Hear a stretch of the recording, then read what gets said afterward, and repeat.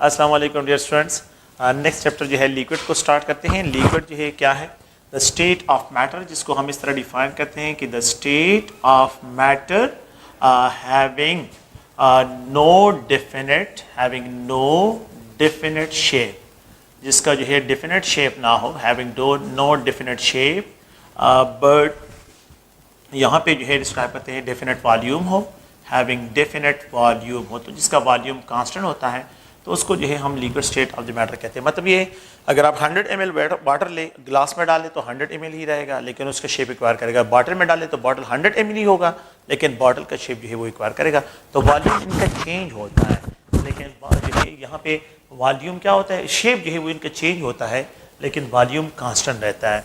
तो having constant volume इन indefinite जो है आप लोगों के पास शेप हो, उस स्टेट ऑफ द मैटर को जो है यहाँ पे क्या है, लिक्विड है। लिक्विड में होता है, यहाँ पे हम डिस्क्राइब करते हैं कि मॉलिक्यूल्स में कोहेसिव फोर्सेस होती हैं। Molecules have cohesive forces. Cohesive forces जो है मॉलिक्यूल में प्रेजेंट होती है, और कोहेसिव फोर्सेस जो है वो फोर्सेस होती है जिनके ज़रिए जो है मॉलिक्यूल दूसरे नाइबर मॉलिक्यूल को क्या करते हैं, अट्रैक्ट करते हैं। तो कोहेसिव फोर्सेस मॉलिक्यूल में प्रेजेंट, जिसको हम कोहेजन कहते हैं। तो कोहेसिव फोर्सेस जो है the type of forces which are present among the molecule of the liquid molecule जो प्रेजेंट होते हैं, सिमिलर टाइप ऑफ मॉलिक्यूल में प्रेजेंट होते हैं, उनको कोहेसिव फोर्सेस जो है इनको डिस्क्राइब करते हैं। मॉलिक्यूल जो है, अगर आप लोग देखें लिक्विड्स की जो है, अगर हम डिस्क्रिप्शन करते हैं, इसकी कैनेटिक मॉलिक्यूलर इंटरप्रिटेशन करते हैं, तो यहाँ पे हम इस तरह डिफाइन करते हैं कि kinetic energy of the gas is greater than the liquid की कैनेटिक एनर्जी, और लिक्विड की kinetic energy greater than the solid kinetic energy होती है। अगर हम इसको यहाँ पे इंटरमॉलिक्यूलर फोर्सेस वाइज में डिस्कशन करते हैं, तो सॉलिड में इंटरमॉलिक्यूलर फोर्सेस ज़्यादा होती है as compare to the liquid, liquid में इंटरमॉलिक्यूलर फोर्सेस ज़्यादा होती है as compare to the gases. So state of the matter having least intermolecular forces gases, and state of the matter having maximum, तो वो solid state of the matter होता है। The empty spaces among the liquid molecule जो होते हैं, ये क्या होते हैं, ये नेग्लिजिबल होते हैं इन द लिक्विड जो है। तो लिक्विड जो है इनमें जो है स्पेसेस क्या होते हैं, वो नेग्लिजिबल होते हैं। Liquids have definite volume, that's why इनका जो वॉल्यूम होता है वो फिक्स होता है, वो डेफिनेट होता है, कांस्टेंट होता है। लिक्विड मॉलिक्यूल एक दूसरे पे स्लाइड कर जाते हैं, इसकी वजह से इनकी फ्लो भी होती है, ये फ्लो करते हैं। तो liquid molecule sliding over each other, एक दूसरे पे स्लाइड करते हैं, दैट्स व्हाई इनके जो है क्या होते हैं, इनका जो शेप होता है वो अगर आप देखें तो इनडेफिनेट होता है। अगर आप हम जनरली जो है इसकी प्रॉपर्टीज ऑफ द लिक्विड्स को, तो दे हैव डेफिनेट वॉल्यूम, इनका वॉल्यूम डेफिनेट होता है। दे हैव इनडेफिनेट शेप, इनका शेप इनडेफिनेट होता है। They have definite volume and they have indefinite shape जो है इनका होता है। सेकंड पॉइंट ये है, यहाँ पे इनमें लिक्विड में डिफ्यूजन होता है, बहुत स्लाइटली डिफ्यूजन होता है। डिफ्यूजन बहुत स्लाइटली होता है। तो अगर आप लोगों को याद हो, आइडियल सोल्यूशन में हमने डिस्कशन किया है कि वॉल्यूम डिक्रीज की तरफ जब चला जाता है तो ये डिफ्यूजन है। तो लिक्विड में बहुत स्लाइट डिफ्यूजन होता है as compare to the gases, gases में डिफ्यूजन ज़्यादा होता है। दे आर इनकम्प्रेसिबल, ये क्या होते हैं, लिक्विड इनकम्प्रेसिबल होते हैं, गैसेस जो है कंप्रेसिबल होते हैं। गैसेस लिक्विड मॉलिक्यूल जो है फ्लो करते हैं, तो इनकी फ्लूइडिटी होती है। So the property of liquid जो है, ये प्रॉपर्टी है कि ये फ्लो करें, तो इसको फ्लूइडिटी कहते हैं। और लिक्विड मॉलिक्यूल इवापोरेट होते हैं, इनकी इवापोरेशन भी होती है, ये स्पॉन्टेनियस प्रोसेस। तो ये एक जनरल जो है इनकी प्रॉपर्टीज़ है, और इनको अगर आप लोग देखें, हमने जो यहाँ पे डिस्कशन करना है, तो मॉलिक्यूलर फोर्सेस को डिस्कस करें कि मॉलिक्यूलर लिक्विड मॉलिक्यूल में two types of forces present होती है। तो एक होती हैं, अगर आप लोग और से देखिए, जिसको हम यहाँ पे एक्सप्रेशन करते हैं इंट्रामॉलिक्यूलर फोर्सेस, जिनको हम एक्सप्रेशन करते हैं इंट्रामॉलिक्यूलर फोर्सेस, ये जो है एक्सप्रेशन करते हैं। और एक होते हैं इंटरमॉलिक्यूलर फोर्सेस। तो एक है इंटरमॉलिक्यूलर फोर्सेस, दो किस्म के फोर्सेस मॉलिक्यूल में प्रेजेंट होती है। The type of forces which are responsible to hold atom, the type of forces, the type of forces which are responsible to hold atoms in a molecule, to hold atoms in a molecule, to hold atoms, और यहाँ पे जो है ions हो, तो such a type of forces are called intramolecular forces, इसको intramolecular forces कहते हैं। Let's suppose we have to describe ionic forces, we have to describe जो है यहाँ पे अगर आप लोग देखें तो covalent bonding जो है, covalent bond expression करते हैं, and we can describe as a coordinate covalent bond हो, तो coordinate covalent bond हो या covalent forces हो, ionic forces हो। Now these forces are also called chemical forces, इनको हम क्या कहते हैं, chemical forces कहते हैं। These forces affect the chemical properties of the matter, ये chemical properties of matter को क्या करते हैं, इफेक्ट करते हैं। देखिए, these forces can affect the chemical properties of matter एक दूसरे टाइप ऑफ फोर्सेस होती है जिसको इंटरमॉलिक्यूलर फोर्सेस कहते हैं। The type of forces which are responsible to aggregate the molecule, जो मॉलिक्यूल को एग्रीगेट करती हैं, तो उन फोर्सेस को the type of forces which are responsible to aggregate, responsible to aggregate, कि क्या करे, एग्रीगेट द मॉलिक्यूल्स। तो जो मॉलिक्यूल्स को एग्रीगेट करती है, मॉलिक्यूल्स आर कॉल्ड, इनको इंटरमॉलिक्यूलर फोर्सेस कहते हैं। No these are the also called physical forces, इनको फिजिकल बॉन्ड भी कहते हैं। तो ये फिजिकल फोर्सेस भी इनको कहते हैं। They effect the physical properties of matter, तो ये जो है फिजिकल प्रॉपर्टीज ऑफ मैटर को इफेक्ट करते हैं। तो फॉर एग्जांपल दोज प्रॉपर्टीज जिसको हम थर्मोडायनामिक प्रॉपर्टीज कहते हैं, so they effect the thermodynamic properties of matter. For example यहाँ पे मैं एक्सप्रेशन करता हूँ मेल्टिंग पॉइंट को, बॉइलिंग पॉइंट को, फॉर एग्जांपल जो है यहाँ पे एंथैल्पी ऑफ सब्लिमेशन को, सब्लिमेशन जो है उसको इफेक्ट करता है। यहाँ पे जो है एवापोरेशन को जो है ये इफेक्ट करते हैं। अगर आप लोग देखें यहाँ पे जो है इसको वेपर प्रेशर जो है, वेपर प्रेशर जो है उसको डिस्क्राइब करने के लिए, और इसके अलावा जो है बॉइलिंग पॉइंट मैंने डिस्कस कर दिया, विस्कासिटी जो है, विस्कासिटी को और सरफेस टेंशन को जो है, तो इन फोर्सेस को जो है ये क्या करते हैं, ये जो है फोर्सेस इनको इफेक्ट करते हैं। तो these are the physical properties of the matter, और ये physical properties of the matter को जो है इफेक्ट करते हैं। तो यहाँ पे intermolecular type of forces which are responsible to aggregate molecule, such a type of forces are called intermolecular forces। इनको हम क्या कहते हैं, intermolecular forces से डिस्क्राइब करते हैं। तो एक होते हैं intermolecular forces, एक होते हैं intramolecular forces। अगर intramolecular forces chemical bonding को कहते हैं। लेट्स सपोज अगर मैं 1 मोल ऑफ वाटर लेता हूँ, तो यहाँ पे मैं इस तरह एक्सप्रेशन करता हूँ, ये इंटरमॉलिक्यूलर फोर्सेस अगर आप देखें तो ये ऑक्सीजन है, और यहाँ पे इसके साथ लोन पेयर ऑफ इलेक्ट्रॉन, ये एक एटम दूसरे ऑक्सीजन एटम के साथ थ्रू कोवेलेंट बॉन्ड कनेक्टेड है। ये इंट्रामॉलिक्यूलर फोर्स है जिसको सॉलिड लाइन से एक्सप्रेस करते हैं। इसको सॉलिड लाइन से यहाँ पे एक्सप्रेस करता हूँ। अगर मैं यहाँ पे ये वाटर मॉलिक्यूल है और यहाँ पे जो है ये दूसरे वाटर मॉलिक्यूल के साथ थ्रू इलेक्ट्रोस्टैटिक इंट्रैक्शन डेवलप करता है, तो दिस इलेक्ट्रोस्टैटिक इंट्रैक्शन जो है नेगेटिव और पॉजिटिव के दरमियान, जिसको एज लाइन से एक्सप्रेशन करते हैं, इट इज कॉल्ड इंटर, इसको इंटर कहते हैं। और ये जो है ये जो सॉलिड लाइन है इसको इंट्रामॉलिक्यूलर फोर्सेस कहते हैं। तो ये इंट्रामॉलिक्यूलर फोर्सेस है और इसको इंटरमॉलिक्यूलर फोर्सेस है। तो जो बिटवीन द टू मॉलिक्यूल्स है और जो दो एटम्स को होल्ड करता है उसको इंट्रामॉलिक्यूलर फोर्सेस कहते हैं। सो 1 मोल ऑफ वाटर को अगर आप डिकम्पोज करते हैं, you have to add 920 kilo joule per mole जो है इसमें एनर्जी ऐड करनी है in order to convert into hydrogen gas, और ऑक्सीजन में इसको कन्वर्ट करते हैं। सो यहाँ पे जो है इसके डिकम्पोजिशन के लिए, so for the decomposition of 1 mole of water we need 920 kilo joule per mole energy इसमें ऐड करते हैं to convert into hydrogen gas, और ऑक्सीजन गैस में क्या करते हैं, इसको कन्वर्ट करते हैं। तो 1 मोल के लिए अगर मैं यहाँ पे जो है क्या करता हूँ, यहाँ पे मैंने क्या किया है, मैंने यहाँ पे इंट्रामॉलिक्यूलर फोर्सेस को जो है ख़त्म किया है। इंट्रामॉलिक्यूलर फोर्सेस को जो है मैंने ख़त्म किया हुआ है। सेकेंड पॉइंट ये है कि अगर मैं 1 मोल ऑफ वाटर लेता हूँ और इस 1 मोल ऑफ वाटर में 40.7 kilo joule per mole energy add करता हूँ, so it will be converted into, यहाँ पे जो है क्या होगा, ये लिक्विड स्टेट से ये वाटर जो है वेपर फेज में गैसियस स्टेट में कन्वर्ट होगा, and you have to convert 40। The amount of energy required to convert 1 mole of liquid into the vapour phase is known as standard enthalpy of vaporisation. इसको standard enthalpy of vaporisation कहते हैं।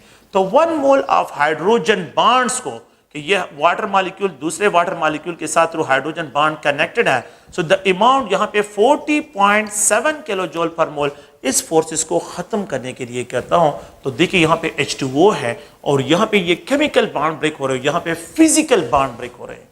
तो जो amount of energy required to break the physical bond is called standard enthalpy of vaporisation, and the amount of energy required to break the chemical bond that is called जो है उसको standard enthalpy of bond enthalpy भी उसको कहते हैं।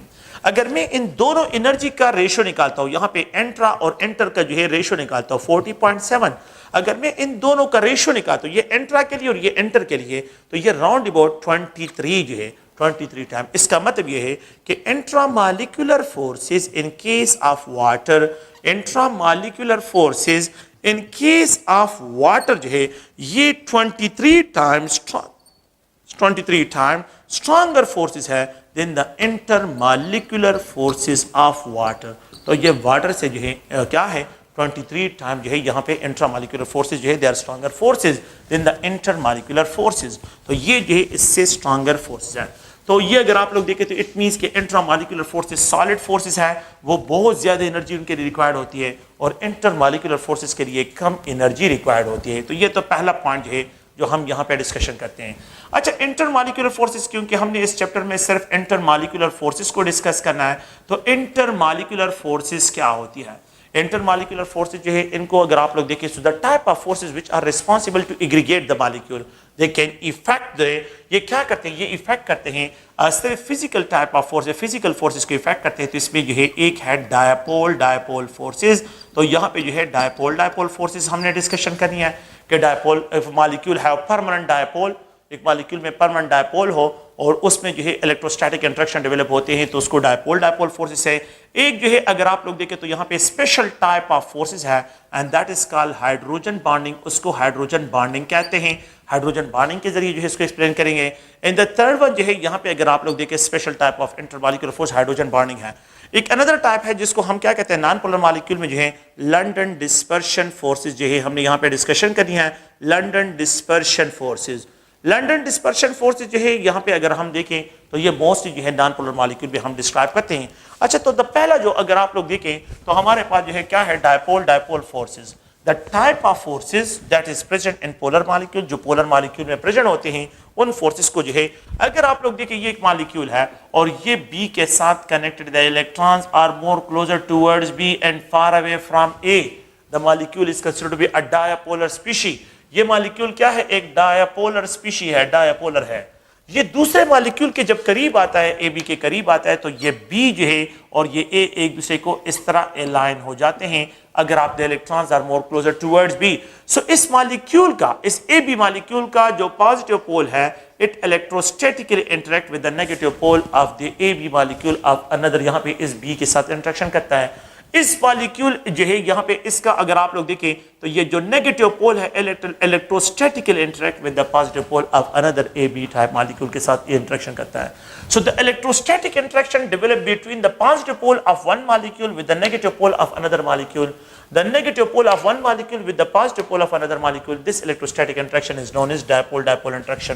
तो the electrostatic interaction, electrostatic interaction of जो है positive pole of one molecule, positive pole of one molecule, the electrostatic interaction of the positive pole of one molecule with the negative pole of another molecule is known as, this electrostatic interaction is known as dipole interaction. And the negative pole of one molecule with the positive pole of one molecule with the negative pole. तो ये एक dipolar species है और यहाँ पे ये भी एक डायपोलर स्पीशी है। तो एक का डायपोल दूसरे डायपोल के साथ ये जो इलेक्ट्रोस्टैटिक इंटरेक्शन है, इस इलेक्ट्रोस्टैटिक इंटरेक्शन को हम क्या कहते हैं, डायपोल इंटरेक्शन कहते हैं। तो डायपोल इंटरेक्शन जो है कौन से मॉलिक्यूल में, अगर आप लोग HCl मॉलिक्यूल को देखें तो ये HCl है, ये पार्शियल पॉजिटिव नेगेटिव, ये पार्शियल पॉजिटिव। तो दूसरा HCl मॉलिक्यूल अगर आप देखें तो ये एक दूसरे को इस तरह अलाइन हो जाते हैं and there is a electrostatic interaction between this positive pole and negative pole. अगर आप लोग देखें यहाँ पे ये HBr है तो यहाँ पे ये नेगेटिव, ये पॉजिटिव, यहाँ पे ये HBr है, ये पॉजिटिव और यहाँ पे ये नेगेटिव है। तो there is electrostatic interaction between the negative pole and positive pole of another molecule. अगर आप लोग हाइड्रोआयोडिक एसिड को देखें तो यहाँ पे जो है क्या है, डायपोल इंटरेक्शन है और ये इलेक्ट्रोस्टैटिक इंटरेक्शन, ये जो है अगर आप लोग देखें this electrostatic interaction is known as dipole interaction. इसको डायपोल इंटरेक्शन से क्या कहते हैं, डिस्क्राइब करते हैं। तो अगर आप लोग देखें तो अल्काइल हैलाइड जो है, अगर मैं अल्काइल हैलाइड की बात करता हूँ तो ये अल्काइल हैलाइड है। तो अल्काइल हैलाइड में जो है ये पार्शियल पॉजिटिव और यहाँ पे जो है ये पार्शियल, तो यहाँ पे ये पार्शियल पॉजिटिव, ये partial negative, there is electrostatic interaction between the positive pole, there is electrostatic interaction between the negative pole and positive pole. Alkyl halide में भी डायपोल डायपोल इंटरेक्शन है। अगर आप लोग यहाँ पे देखें तो यहाँ पे क्या है, लेट्स सपोज अगर मैं यहाँ पे फ्लोरीन लिख देता हूँ तो ये फ्लोरीन, ये पॉजिटिव पोल, और ये दूसरा फ्लोरीन, तो यहाँ पे भी अगर आप देखें तो पॉजिटिव पोल, ये negative pole, there is electrostatic interaction, there is electrostatic interaction between the positive pole with the negative pole with the positive pole. Now this electrostatic interaction is known as dipole-dipole interaction. इसको dipole-dipole interaction कहते हैं। याद रखें कि dipole-dipole interaction जो है कौन कौन से मॉलिक्यूल में होता है। अल्काइल हैलाइड ऑर्गेनिक कंपाउंड में जो है अल्काइल हैलाइड में dipole-dipole interaction होता है। अगर आप लोग देखें यहाँ पे मैं एक्सप्रेशन कर लेता हूँ, ईथर्स में जो है dipole-dipole interaction होता है, ethers molecule with the ether molecule जो है। द थर्ड वन अगर आप लोग देखें तो यहाँ पे मैं एक्सप्रेशन करता हूँ, एल्डिहाइड्स में एक एल्डिहाइड मॉलिक्यूल दूसरे एल्डिहाइड मॉलिक्यूल के साथ डायपोल डायपोल इंटरेक्शन। अगर आप लोग देखें कीटोन्स में डायपोल डायपोल इंटरेक्शन होता है। अगर आप 5 जो है एसिड हैलाइड में, तो यहाँ पे ये एसिड हैलाइड है, एसिड हैलाइड जिसको हम कहते हैं, इसमें डायपोल डायपोल इंटरेक्शन होता है। द 6th वन जो है अगर आप लोग देखें तो एस्टर में डायपोल डायपोल इंटरेक्शन है। अगर आप 7 वन जो है यहाँ पे मैं एक्सप्रेशन करता हूँ, एसिड एनहाइड्राइड में जो है डायपोल डायपोल इंटरेक्शन होता है। अगर आप लोग यहाँ पे देखें अल्काइल साइनाइड में जो है यहाँ पे डायपोल डायपोल इंटरेक्शन होता है। तो ये ऐसे ऑर्गेनिक कंपाउंड है जिसमें dipole, there is no hydrogen bonding, यहाँ पे हाइड्रोजन बॉन्डिंग जो है प्रेजेंट नहीं होती। तो यहाँ पे जो है क्या है, डायपोल डायपोल इंटरेक्शन। अगर आप लोग जो है 8-9 पॉइंट पे देखें, टर्शियरी एमाइन में जो है डायपोल डायपोल इंटरेक्शन प्रेजेंट होता है, टर्शियरी एमाइन में जो है डायपोल डायपोल। अगर 10 में जो है टर्शियरी एमाइड्स में, एक अनदर पॉइंट लिख रहा हूं, टर्शियरी एमाइड में भी डायपोल डायपोल इंटरेक्शन प्रेजेंट होते हैं। तो ये सारे ऐसे मॉलिक्यूल है जिसमें डायपोल डायपोल इंटरेक्शन होता है एंड देयर इज नो जो है फोर्सेस, जहां पे ऐसे फोर्सेस नहीं है। तो जितना स्ट्रॉन्गर इंटरमॉलिक्यूलर फोर्सेस होंगे, बॉइलिंग पॉइंट आप लोगों के पास ज्यादा होगा और यहाँ पे इलेक्ट्रोस्टैटिक इंटरेक्शन जो है इसमें क्या होंगे, ये ज्यादा डिस्क्राइब होंगे। सेकेंड पॉइंट जो है एक स्पेशल टाइप ऑफ फोर्सेस होती है जिसको हम क्या कहते हैं, हाइड्रोजन बॉन्डिंग कहते हैं, हाइड्रोजन बॉन्डिंग। तो अगर आप लोग देखें एक another special type of dipole dipole interaction जिसको हम क्या कहते हैं, हाइड्रोजन बॉन्डिंग कहते हैं। तो हाइड्रोजन बॉन्डिंग को डिस्कशन करते हैं। ऐसे मॉलिक्यूल जिसपे हाइड्रोजन डायरेक्टली अटैच हो ऑक्सीजन के साथ, जिसमें हाइड्रोजन डायरेक्टली अटैच हो ऑक्सीजन के साथ, जिसपे हाइड्रोजन डायरेक्टली अटैच हो फ्लोरीन के साथ, जिसपे हाइड्रोजन डायरेक्टली अटैच हो नाइट्रोजन के साथ, तो इनको फोन एलिमेंट कहते हैं। और इन फोन एलिमेंट में जो है अगर आप लोग देखें तो यहाँ पे जो एक स्पेशल टाइप ऑफ फोर्सेस होती हैं जिनको हम हाइड्रोजन बॉन्डिंग कहते हैं। हाइड्रोजन बॉन्डिंग जो है इनको अगर आप लोग देखें तो वाटर में हाइड्रोजन बॉन्डिंग, HF में जो है हाइड्रोजन बॉन्डिंग है। लेट्स सपोज अगर मैं वाटर लेता हूं तो ये वाटर मॉलिक्यूल है और यहाँ पे जो है ये एक दूसरा वाटर मॉलिक्यूल है। So there is electrostatic interaction developed between one water molecule. So the lone pair of electron electrostatically interact with the positive pole of another water molecule, and there is electrostatic interaction developed between the lone pair of electron of one water molecule with the positive pole of another water molecule. Now this electrostatic interaction between the lone pair of electron with the hydrogen of another water molecule, and this electrostatic interaction is known as a special type of force है and we call it hydrogen bonding. इसको hydrogen bonding से describe करते हैं, hydrogen bond. So the electrostatic interaction developed between the lone pair of electron of one water molecule with the hydrogen atom of another water molecule. The electrostatic interaction developed between the lone pair of electron of one water molecule with the hydrogen atom of another water molecule. This electrostatic interaction is na hydrogen bonding. इसको क्या कहते हैं, hydrogen bonding कहते हैं। Water में अगर आप लोग देखें तो 2 हाइड्रोजन एटम है और यहाँ पे 2 लोन पेयर ऑफ इलेक्ट्रॉन्स भी है। तो 2 loan pair of electron, 2 hydrogen atom जो है अगर आप देखें तो ये इस पे प्रेजेंट है। अगर हम यहाँ पे देखें तो ये हाइड्रोफ्लोरिक एसिड है और इस हाइड्रोफ्लोरिक एसिड में जो है there is electrostatic interaction developed between the lone pair of one molecule of one hydrofluoric acid with a hydrogen atom of another hydrofluoric acid. Now this electrostatic interaction is also called hydrogen bonding. इसको hydrogen bonding से describe करते हैं। ये क्या है, hydrogen bonding से इसकी भी description करते हैं। The electrostatic interaction developed between the lone pair of electron of one hydrofluoric acid with the hydrogen atom of another hydrofluoric acid. This electrostatic interaction is known as hydrogen bonding. इसको हम क्या कहते हैं, hydrogen bonding कहते हैं। यहाँ पे अगर आप लोग देखें, इस मॉलिक्यूल में देखें तो यहाँ पे एक हाइड्रोजन एटम है, क्या है, अ सिंगल हाइड्रोजन एटम जो है यहाँ पे प्रेजेंट है और यहाँ पे 3 लोन पेयर ऑफ इलेक्ट्रॉन जो है यहाँ पे अगर आप लोग देखें तो the lone pair of electron जो है ये 3 है। तो 3 लोन पेयर ऑफ इलेक्ट्रॉन्स है और हाइड्रोजन एटम लिमिट में है और लोन पेयर ऑफ इलेक्ट्रॉन ज्यादा है। अगर आप लोग देखें अमोनिया मॉलिक्यूल में जो है जब हम देखते हैं तो ये अमोनिया मॉलिक्यूल है और इसमें हाइड्रोजन यहाँ पे कनेक्टेड है, यहाँ पे क्या है, हाइड्रोजन कनेक्टेड है, ये हाइड्रोजन कनेक्टेड है। यहाँ पे अगर आप लोग देखें तो यहाँ पे ये लोन पेयर ऑफ इलेक्ट्रॉन, ये हाइड्रोजन है। So there is a electrostatic interaction develop between the lone pair of electron of one ammonia molecule with the hydrogen atom of another ammonia molecule. Now this electrostatic interaction is also known as hydrogen bonding, इसको भी hydrogen bonding कहते हैं। ये भी क्या है, hydrogen bonding जो है यहाँ पे डिस्क्राइब होगा। अच्छा, अगर आप लोग इस पॉइंट को देखें, इस मॉलिक्यूल में जो है इलेक्ट्रोस्टैटिक इंटरेक्शन है, यहाँ पे जो है एक जो है अगर आप लोग 3 हाइड्रोजन एटम है इस मॉलिक्यूल में, 3 हाइड्रोजन एटम्स हैं और एक लोन पेयर ऑफ इलेक्ट्रॉन है। तो यहाँ पे हाइड्रोजन एटम ज्यादा, लोन पेयर ऑफ इलेक्ट्रॉन कम, यहाँ पे लोन पेयर ज्यादा, हाइड्रोजन एटम कम, और यहाँ पे the number of lone pair and hydrogen atom जो है दोनों इक्वल है। Perfect hydrogen bonding is observe in case of water. तो ये याद रखें, perfect hydrogen bonding, perfect hydrogen bonding is observe, ये जो है ऑब्जर्व होता है इन केस ऑफ, याद रखें, इन केस ऑफ वाटर। वाटर में जो है परफेक्ट हाइड्रोजन बॉन्डिंग जो है ऑब्जर्व होता है। सो अगर आप लोग देखिए, हाइड्रोजन बॉन्डिंग जो है स्पेशल टाइप ऑफ फोर्सेस है which are present in water molecule. ऐसे मॉलिक्यूल में जो है ये प्रेजेंट होता है जिसमें हाइड्रोजन ऑक्सीजन के साथ डायरेक्टली अटैच हो। ऐसे मॉलिक्यूल में डेवलप होता है, ऐसे मॉलिक्यूल में जिसमें हाइड्रोजन जो है फ्लोरीन के साथ डायरेक्टली अटैच हो। ऐसे मॉलिक्यूल में प्रेजेंट होता है जिसमें नाइट्रोजन के साथ हाइड्रोजन डायरेक्टली अटैच हो, तो इसमें जो है मॉलिक्यूल में हाइड्रोजन बॉन्डिंग प्रेजेंट होती है। ये स्पेशल टाइप ऑफ फोर्सेस है। ये क्या है, स्पेशल टाइप ऑफ फोर्सेस है जिसमें आप लोगों के पास ये क्राइटेरिया कि हाइड्रोजन ऑक्सीजन के साथ अटैच हो, या हाइड्रोजन फ्लोरीन के साथ अटैच हो, या हाइड्रोजन नाइट्रोजन के साथ अटैच हो, तो इन मॉलिक्यूल में हाइड्रोजन बॉन्डिंग जो है क्या होगा, ऑब्जर्व होगा। अच्छा, अगर आप लोग देखें तो the condense form of water, condense form of water contain 4 मोल, यहाँ पे जो है 4 हाइड्रोजन बॉन्ड इसमें प्रेजेंट होते हैं, 4 hydrogen bond. Condense form of water, अगर मेरे पास ये वाटर आइस फॉर्म में हो, कंडेंस फॉर्म में हो, तो यहाँ पे जो है अगर आप लोग देखें तो ये बॉन्ड, यहाँ पे इलेक्ट्रोस्टैटिक इंटरेक्शन, यहाँ पे इलेक्ट्रोस्टैटिक इंटरेक्शन, तो यहाँ पे ये हाइड्रोजन बॉन्ड में इन्वॉल्व और यहाँ पे ये 2 हाइड्रोजन एटम।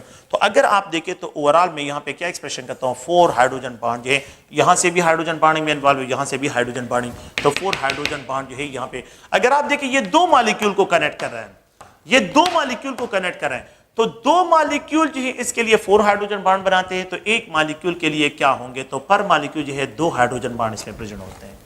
तो यहां पे पर मॉलिक्यूल ऑफ वाटर कंटेन 2। तो मैं अगर पर मॉलिक्यूल की बात करता हूं, पर मॉलिक्यूल ऑफ वाटर की अगर मैं बात करता हूं, तो यहां पे 2 हाइड्रोजन बॉन्ड प्रेजेंट है, लेकिन condense form contain 4 hydrogen bond इसमें प्रेजेंट है। द कंडेंस फॉर्म जो है of ammonia, the condense form of ammonia, जो अमोनिया है, तो इट कंटेन, याद रखिए, इट कंटेन्स 2 हाइड्रोजन बॉन्ड, इसमें 2 हाइड्रोजन बॉन्ड जो है ये प्रेजेंट होते हैं, 2 हाइड्रोजन बॉन्ड जो है इसके लिए प्रेजेंट है, तो 2 हाइड्रोजन बॉन्ड प्रेजेंट है। द कंडेंस फॉर्म जो है 2 हाइड्रोजन बॉन्ड, मतलब क्या है कि ये लोन पेयर भी इन्वॉल्व हो जाता है और ये लोन पेयर भी है, और 2 अमोनिया मॉलिक्यूल को कनेक्ट करता है। तो अगर आप लोग देखें, अगर कंडेंस फॉर्म में 2 हैं और ये 2 मॉलिक्यूल को कनेक्ट करता है, तो एक मॉलिक्यूल के लिए क्या होंगे, तो पर मॉलिक्यूल जो है यहाँ पे 1 हाइड्रोजन बॉन्ड होगा।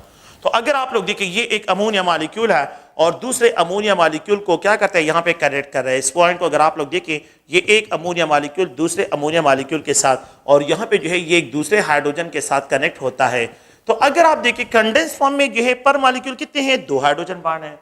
जब मैं यहाँ पे 2 मॉलिक्यूल को कनेक्ट करें, एक अमोनिया 2 मॉलिक्यूल को कनेक्ट कर रहा है, जब ये 2 बॉन्ड जो है 2 हाइड्रोजन बॉन्ड के जरिए कनेक्ट कर रहा है, तो यहाँ पे एक मॉलिक्यूल जो है एक पेयर क्या होगा, तो मैं यहाँ पे इसको क्रॉस कर, तो पर मॉलिक्यूल 1 हाइड्रोजन बॉन्ड यहाँ पे बनता है।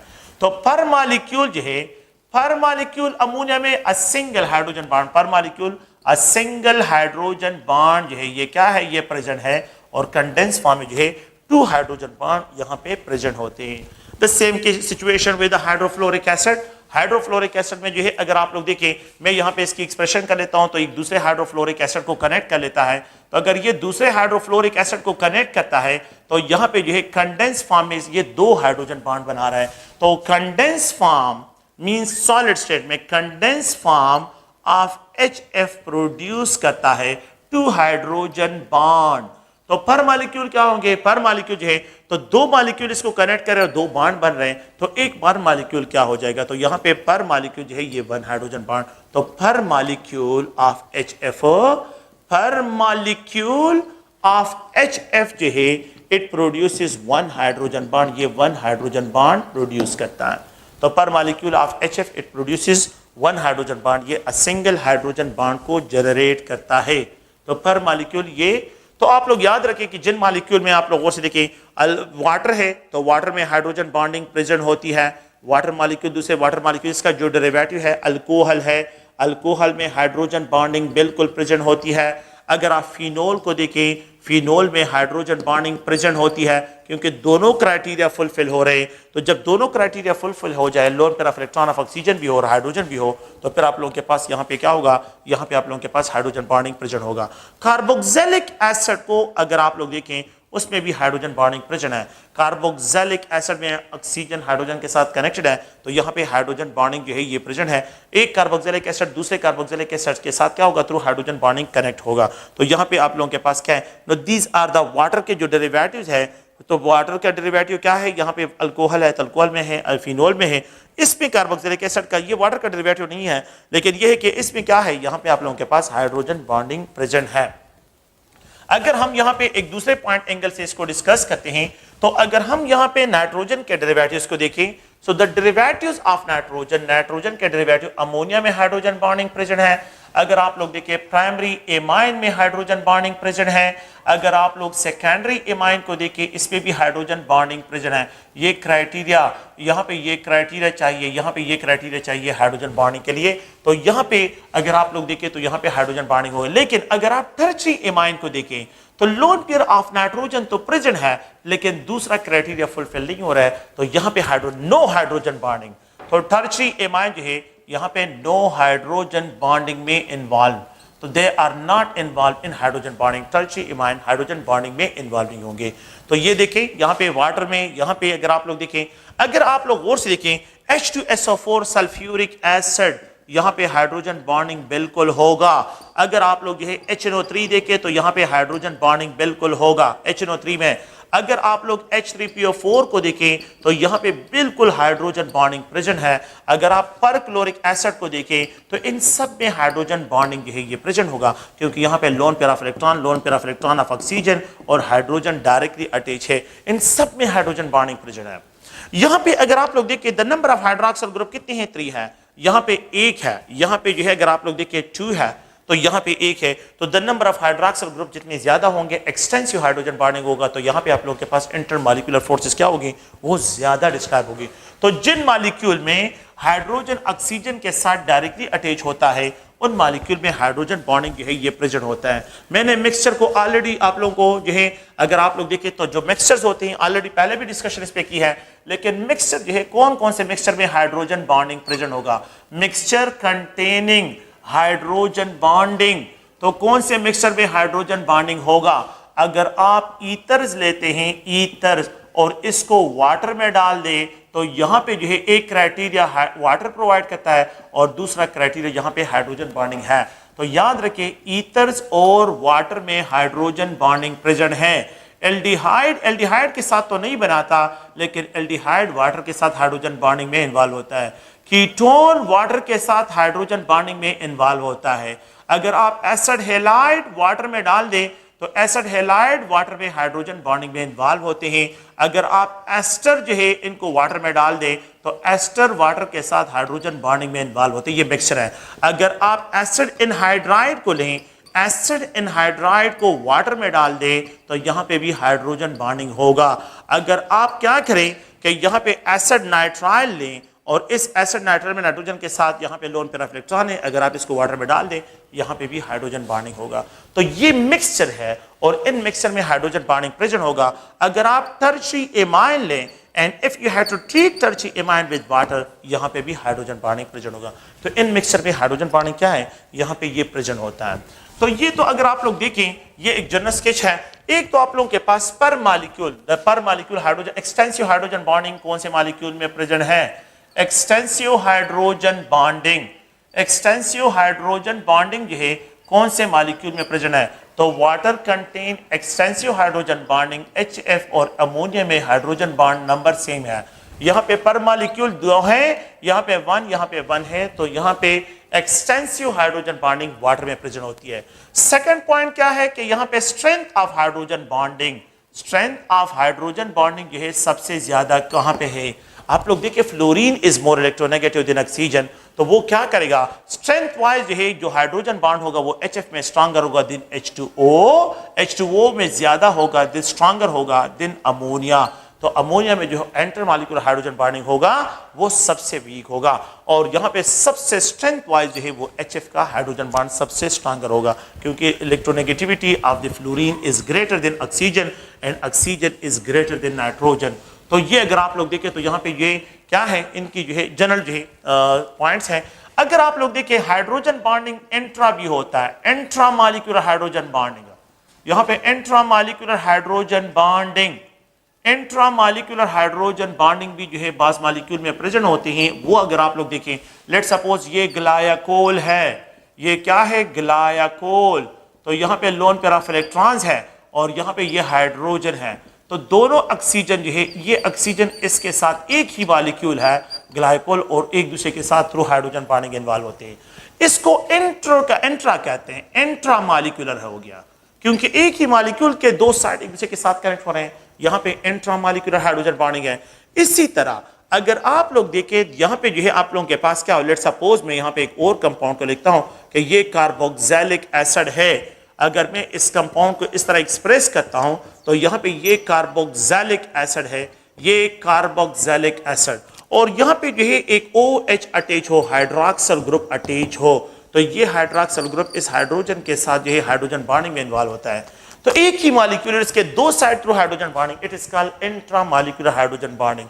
तो अगर आप आर्थो हाइड्रोक्सी बेंजोइक एसिड में देखें तो यहाँ पे intra molecular hydrogen bonding present है। अगर आप देखें कि यहाँ पे मेरे पास हाइड्रोक्सिल ग्रुप ऑफ फिनोल है और इस यहाँ पे नाइट्रो ग्रुप कनेक्टेड हो, यहाँ पे क्या है? Nitro group. So the lone pair of electron of oxygen are involve in hydrogen bonding with the phenol, hydrogen के साथ कनेक्ट हो जाते हैं। तो यहाँ पे अगर आप आर्थो नाइट्रोफिनोल में intra molecular hydrogen bonding present होता है। तो बाज मॉलिक्यूल ऐसे होते हैं जिसमें जो है दो फ्रैगमेंट जो है थ्रू हाइड्रोजन बॉन्ड एक दूसरे के साथ कनेक्ट होते हैं, इसको इंट्रा मॉलिक्यूलर हाइड्रोजन बॉन्डिंग। तो याद रखें, डायाओल हो, डायाओल, वेसिनल डायाओल, आप लोगों ने नाम सुना होगा कि वेसिनल डायाओल जो होते हैं, अगर आप लोग देखें आर्थो जो है ortho nitrobenzoic acid, ortho nitrobenzoic acid, ortho nitro जो है अगर फिनोल हो, आर्थो नाइट्रोफिनोल, अगर आप लोग देखें ortho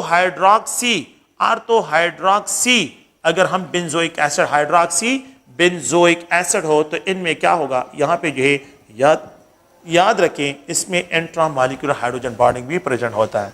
intra molecular hydrogen bonding भी इसमें क्या होते हैं? ये प्रेजेंट होते हैं। इवन अगर आप लोग कार्बोक्सिलिक एसिड को देखें, तो ये जो कार्बोक्सिलिक एसिड के ऑक्सीजन के लोन पेयर ऑफ इलेक्ट्रॉन्स है, तो ये इस हाइड्रोजन के साथ through intra molecular hydrogen bonding भी इन्वॉल्व होते हैं। इंट्रा मॉलिक्यूलर हाइड्रोजन बॉन्डिंग के जरिए जो है इस हाइड्रोजन के साथ यहाँ पे ये इन्वॉल्व होते हैं। तो आप लोग याद रखिए कि हाइड्रोजन बॉन्डिंग इंटर भी होता है और इंट्रा भी जो है बाज मॉलिक्यूल में इसको डिस्क्राइब करते हैं। ओके, हाइड्रोजन बॉन्डिंग के एप्लीकेशंस क्या है?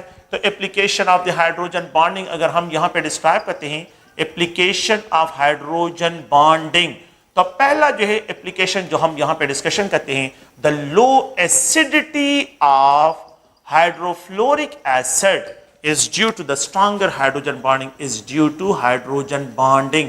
तो ये हाइड्रोजन बॉन्डिंग की वजह से होती है, क्योंकि एक हाइड्रोफ्लोरिक एसिड दूसरे हाइड्रोफ्लोरिक एसिड के हाइड्रोजन को टाइटली होल्ड करता है। तो जब ये इसको होल्ड करता है तो इसकी डोनेटिंग कैपेबिलिटी कम हो जाती है, इसकी एसिडिटी रिड्यूस हो जाती है। सेकेंड पॉइंट अगर आप लोग देखें तो क्लीनिंग एक्शन ऑफ सोप जो होता है, क्लीनिंग एक्शन ऑफ सोप, तो सोप जो होते हैं, जितने भी सोप हैं वो भी हाइड्रोजन बॉन्डिंग, इसका सोल्यूशन जो होता है, लेट सपोज अगर आप ये सोप है और इस सोप को वाटर में डाल दें तो यहाँ पे ये वाटर में मिसिली बनाते हैं, मिसिली।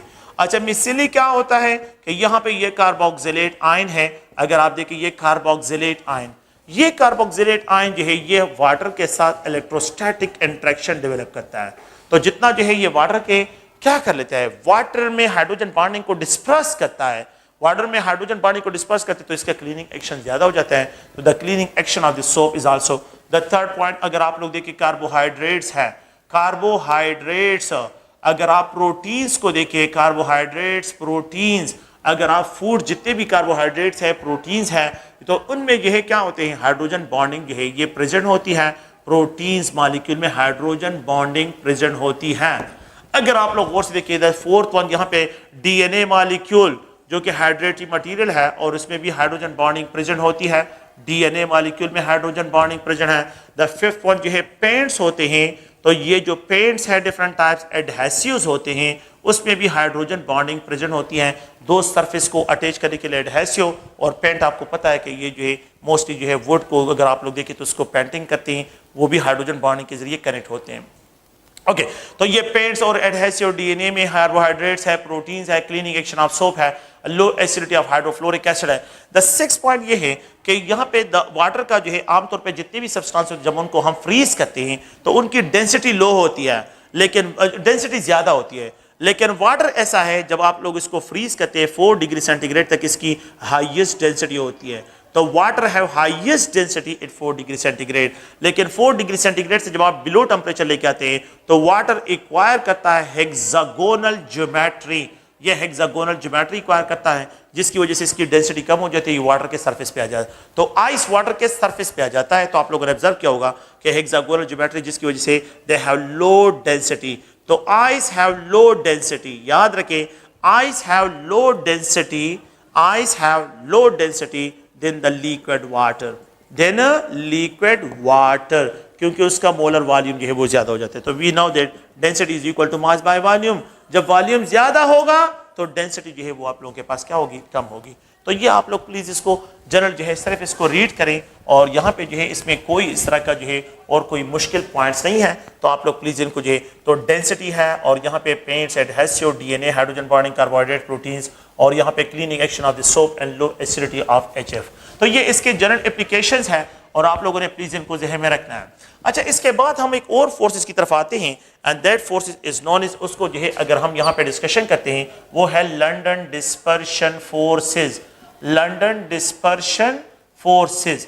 तो इन लंदन डिस्पर्शन फोर्सेस को जो है किस तरह डिस्क्राइब करते हैं, अगर आप देखें तो यहाँ पे जो नॉन पोलर मॉलिक्यूल है, फॉर एग्जांपल हीलियम है, नियान है, आर्गान है, क्रिप्टॉन है और यहाँ पे जीनान है। तो हीलियम का -269 degree centigrade boiling point, -245 degree centigrade, -211 degree centigrade, -188 degree centigrade, -111 degree centigrade है। तो जितना आप लोग देखें तो साइज इंक्रीज होता है, बॉइलिंग पॉइंट इंक्रीज होता है। ये नॉन पोलर मॉलिक्यूल है, लेकिन फिर यहाँ पे ये बॉइलिंग पॉइंट क्यों इंक्रीज हो रहा है? अगर आप देखें ये मीथेन है, अगर आप देखें ये ईथेन है, यहाँ पे अगर आप देखें ये प्रोपेन है, नॉन पोलर मॉलिक्यूल है, और यहाँ पे अगर आप देखें तो ये ब्यूटेन मॉलिक्यूल है। तो जितना जो है मास इंक्रीज होता है, बॉइलिंग पॉइंट इंक्रीज होता है। तो xenon have more boiling point than the krypton, krypton have more boiling point than argon, argon have more than the helium, तो neon, neon have more than the helium. तो helium का सबसे least boiling point है। अगर आप carbon 4 का देखें तो इसका बॉइलिंग पॉइंट ज्यादा है देन द कार्बन 3, कार्बन 3 का ज्यादा है than the carbon 2 and carbon 2 का ज्यादा है देन द कार्बन 1। तो जितना मोलर मास इंक्रीज हो रहा है, बॉइलिंग पॉइंट इंक्रीज हो रहा है। अगर आप फ्लोरीन को देखें, अगर आप जो है यहाँ पे क्लोरीन को देखें, अगर आप ब्रोमीन को देखें और अगर आप आयोडीन को देखें, 184 डिग्री सेंटीग्रेड पे ये बॉयल होता है, ये 58 डिग्री सेंटीग्रेड पे, ये जो है अगर आप लोग देखें तो -34 डिग्री सेंटीग्रेड पे, और ये -188 डिग्री सेंटीग्रेड पे बॉयल होता है। जितना साइज इंक्रीज हो रहा है, बॉइलिंग पॉइंट जो है यहाँ पे भी इंक्रीज हो रहा है। तो अगर आप लोग देखें तो यहाँ पे आयोडीन का बॉइलिंग पॉइंट ज्यादा देन द ब्रोमीन, ब्रोमीन का ज्यादा देन द क्लोरीन, क्लोरीन का ज्यादा देन द फ्लोरीन। तो ये क्या सिचुएशन है? तो लंदन, फ्रिट्ज लंदन ने इस कंसेप्ट को इस तरह इंट्रोड्यूस किया है कि ये मॉलिक्यूल है एक नॉन पोलर मॉलिक्यूल, ये न्यूक्लियर चार्ज है, ये इलेक्ट्रॉन्स हैं। यहाँ पे ये क्या है, ये एक दूसरा मॉलिक्यूल है और यहाँ पे ये इसका न्यूक्लियस चार्ज है और ये जो है इलेक्ट्रॉन्स है। ये मॉलिक्यूल जब एक दूसरे के करीब आते हैं तो ये इलेक्ट्रॉन एक दूसरे को रिपेल करते हैं, रिपल्सिव फोर्सेस। जब ये मॉलिक्यूल इसके करीब आते हैं तो ये इलेक्ट्रॉन और ये न्यूक्लियस एक दूसरे को अट्रैक्ट करते हैं। जब ये मालिक्यूल इसी करीब आते हैं तो ये एक दूसरे को क्या करते हैं, अट्रैक्टिव फोर्सेस, और यहाँ पे जो है एक दूसरे को रिपल्सिव फोर्सेस जो है एग्जर्ट करते हैं। तो होता क्या है कि जब मैं प्रेशर को इंक्रीज करता हूँ, टेम्परेचर को कम करता हूँ, ये मालिक्यूल इसी करीब आते हैं तो ये हो क्या जाते हैं, इनको यहाँ पे जो है ये पोलराइज हो जाते हैं। इसके जो पॉजिटिव नेगेटिव चार्ज है, इसके पॉजिटिव चार्ज को अट्रैक्ट करता है, इलेक्ट्रॉन को रिपेल करता है, तो यहाँ पे इलेक्ट्रॉन और यहाँ पे ये न्यूक्लियस, तो ये न्यूक्लियस इस न्यूक्लियस को रिपेल करता है, तो ये एक साइड पे चला जाता है। और इसी तरह ये दूसरा मॉलिक्यूल अगर आप देखें तो इसका पॉजिटिव चार्ज यहाँ पे और ये नेगेटिव चार्ज यहाँ पे आ जाता है। So there is a electrostatic potential, electrostatic force of interaction develop between the negative pole of one molecule with the positive pole of another molecule. Now this electrostatic interaction is known as induce. तो मैंने पहले ये non polar था, मैंने इसमें induction की है। Induced dipole of one molecule with the induced dipole of another molecule, induced dipole of another molecule, this electrostatic interaction is known as a induced dipole interaction। यहाँ पे एक temporary dipole generate होता है, यहाँ पे एक temporary, इसको instantaneous dipole भी कहते हैं, इसको टेम्पररी डायपोल भी कहते हैं। तो यहाँ पे पहले ये नॉन पोलर थे, लेकिन अब यहाँ पे इंडक्शन हुई है।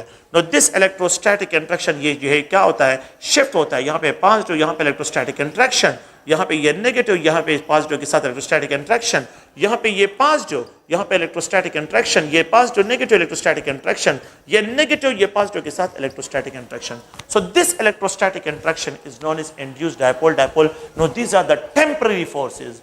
ये मोमेंटरी फोर्स भी इनको कहते हैं, इसको टेम्पररी भी कहते हैं, मोमेंटरी फोर्स भी कहते हैं, इंड्यूस्ड डायपोल डायपोल इंटरेक्शन भी कहते हैं। No this type of force are responsible to increase the boiling point.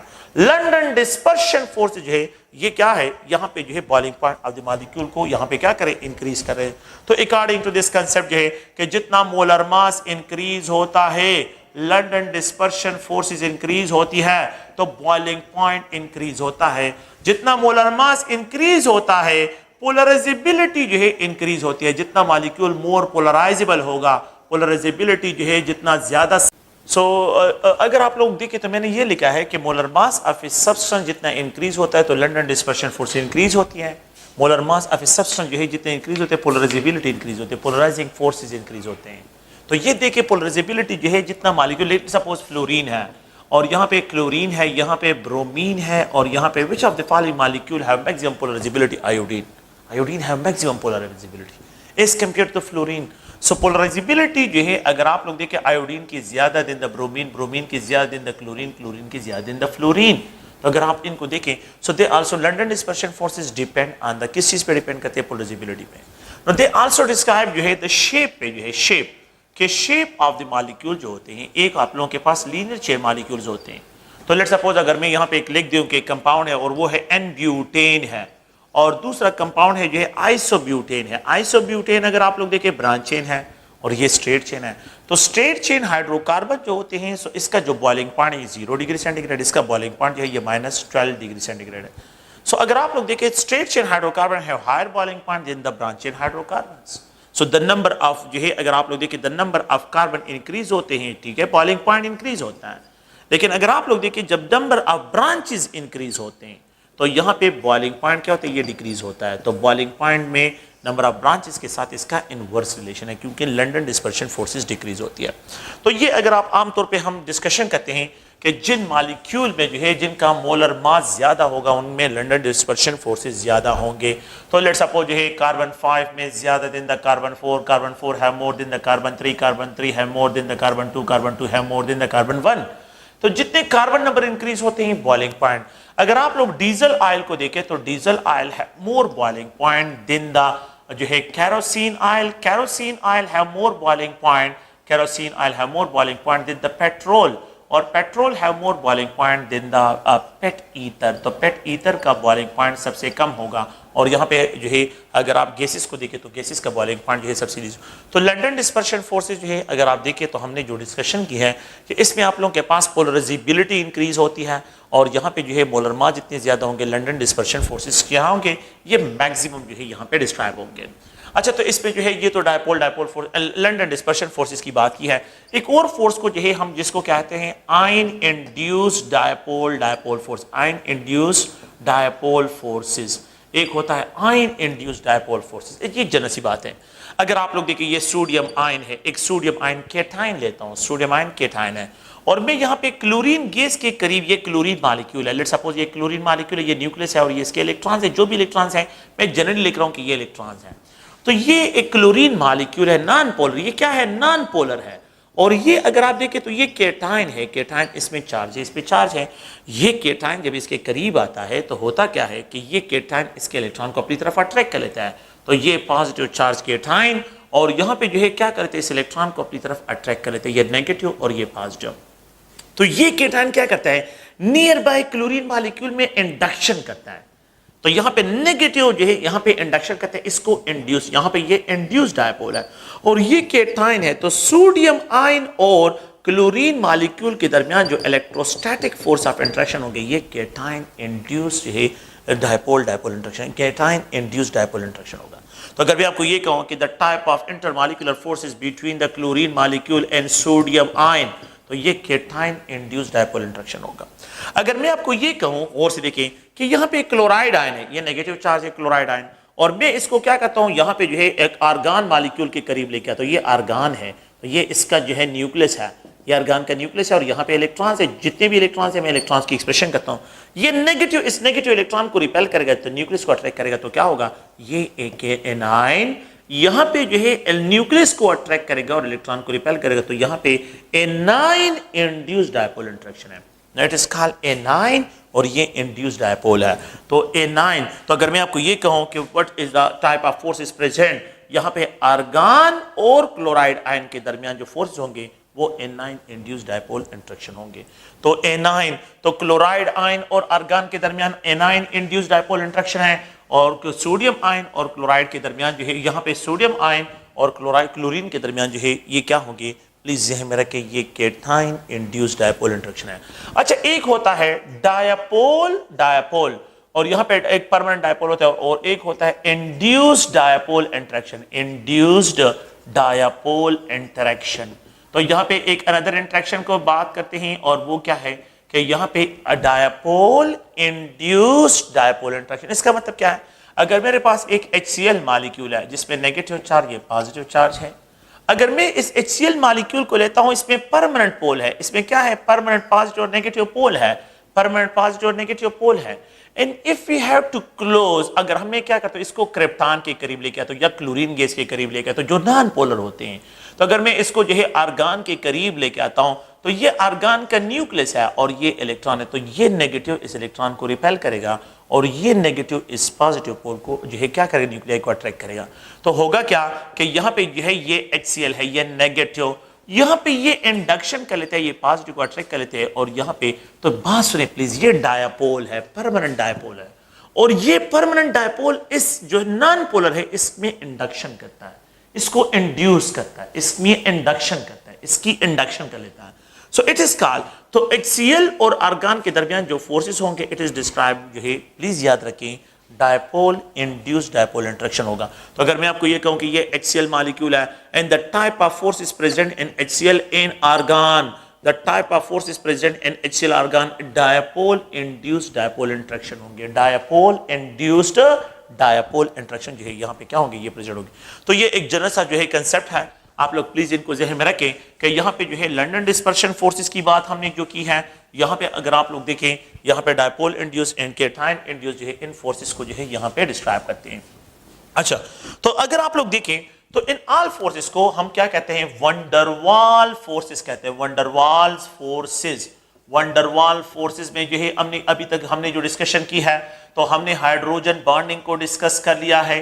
अगर आप लोग देखें, हमने जो है डायपोल डायपोल इंटरेक्शन को डिस्कस कर लिया है, डायपोल डायपोल इंटरेक्शन को हमने जो है यहाँ पे अगर आप लोग देखें, हमने London dispersion force LDF forces discussion की है, हमने जो है केटाइन इंड्यूस है, अगर आप एनाइन इंड्यूस केटाइन इंड्यूस जो है यहाँ पे डिस्कशन की है, लेकिन ओवरऑल जो है इन फोर्सेस को जो है तो केटाइन हो और या A9 induce dipole interaction, induced dipole interaction जो है ये हमने इंड्यूस्ड डायपोल इंटरेक्शन को हमने डिस्कस कर लिया। और यहाँ पे जो है अगर आप लोग देखें तो डायपोल और यहाँ पे डायपोल इंड्यूस्ड डायपोल के दरमियान भी हमने इंटरेक्शन, इंड्यूस्ड डायपोल इंटरेक्शन भी हमने डिस्कशन की है। तो इन सारे फोर्सेस को हम क्या कहते हैं, वंडरवाल डिस्पर्शन, वंडरवाल फोर्सेस इनको कहते हैं। No all of these forces are called van der Waals forces, इनको वंडरवाल फोर्सेस कहते हैं। अच्छा, यहाँ पे एक मॉलिक्यूल में कुछ कंपैरिजन है। अगर आप लोग देखिए हाइड्रोफ्लोरिक एसिड है और यहाँ पे मीथेन मॉलिक्यूल की कंपैरिजन करते हैं, मॉलिक्यूल्स, इन मॉलिक्यूल्स की कंपैरिजन, हाइड्रोफ्लोरिक एसिड और मीथेन मॉलिक्यूल। देखें अगर हम यहाँ पे जो है हाइड्रोफ्लोरिक एसिड जो है कि ये hydrofluoric, sorry not hydrofluoric acid, यहाँ पे फ्लोरोमीथेन, हाइड्रोफ्लोरिक एसिड में हाइड्रोजन बॉन्डिंग है, तो we have to describe fluoromethane और ईथेन के मॉलिक्यूल के दरमियान जो है, ईथेन के दरमियान क्या करते हैं, यहाँ पे कंपैरिजन करते हैं। The boiling point of the fluoromethane is 100 जो है, फ्लोरोमीथेन 194 के, और the boiling point of ethane जो है 184 के बराबर है, ये 184 के बराबर है। अगर आप लोग देखें ये जो है फ्लोरोमीथेन, प्लीज गौर से देखिए, इसके साथ 9 इलेक्ट्रॉन्स है फ्लोरीन के साथ, और कार्बन के साथ 12 इलेक्ट्रॉन्स है, अगर सॉरी कार्बन के साथ जो है यहाँ पे जो है 6 इलेक्ट्रॉन्स है, और हाइड्रोजन के साथ अगर आप लोग देखें तो 3 इलेक्ट्रॉन्स हैं। अगर आप इनको सम अप करें तो that is equal to 18 electron जो है इसके साथ प्रेजेंट है। तो फ्लोरोमीथेन कंटेन 18 इलेक्ट्रॉन्स। अगर आप जो है यहाँ पे ईथेन को देखें तो इस ईथेन में इस कार्बन के साथ 6, इसके साथ 3, तो 9 इसके साथ हो गए, और 9 इसके साथ होते हैं, तो ये 18 इलेक्ट्रॉन्स के बराबर है। तो कार्बन के साथ 6 इलेक्ट्रॉन, 3 हाइड्रोजन के इलेक्ट्रॉन, कार्बन के साथ 6 इलेक्ट्रॉन, 3 हाइड्रोजन के इलेक्ट्रॉन, टोटल 18 के बराबर हैं। दो different molecule having same number of electrons are called iso electrons. इनको हम क्या कहते हैं, आइसो इलेक्ट्रॉन्स कहते हैं। तो fluoromethane is isoelectronic species to the ethane, ये ईथेन के, क्योंकि both of these have same number of electrons. So the type of compounds having same number of, दो different compound having same number of electrons are called isoelectron, उनको isoelectrons कहते हैं। अगर आप लोग देखें इस 18 इलेक्ट्रॉन में इस मॉलिक्यूल को अगर आप लोग देखें तो यहाँ पे ये फ्लोरोमीथेन है, the electrons are more closer towards fluorine, electron, ये दो इलेक्ट्रॉन जो है अगर आप देखें जो यहाँ पे कार्बन फ्लोरीन के दरमियान है, these two electrons are polar electrons, ये पोलर इलेक्ट्रॉन्स हैं।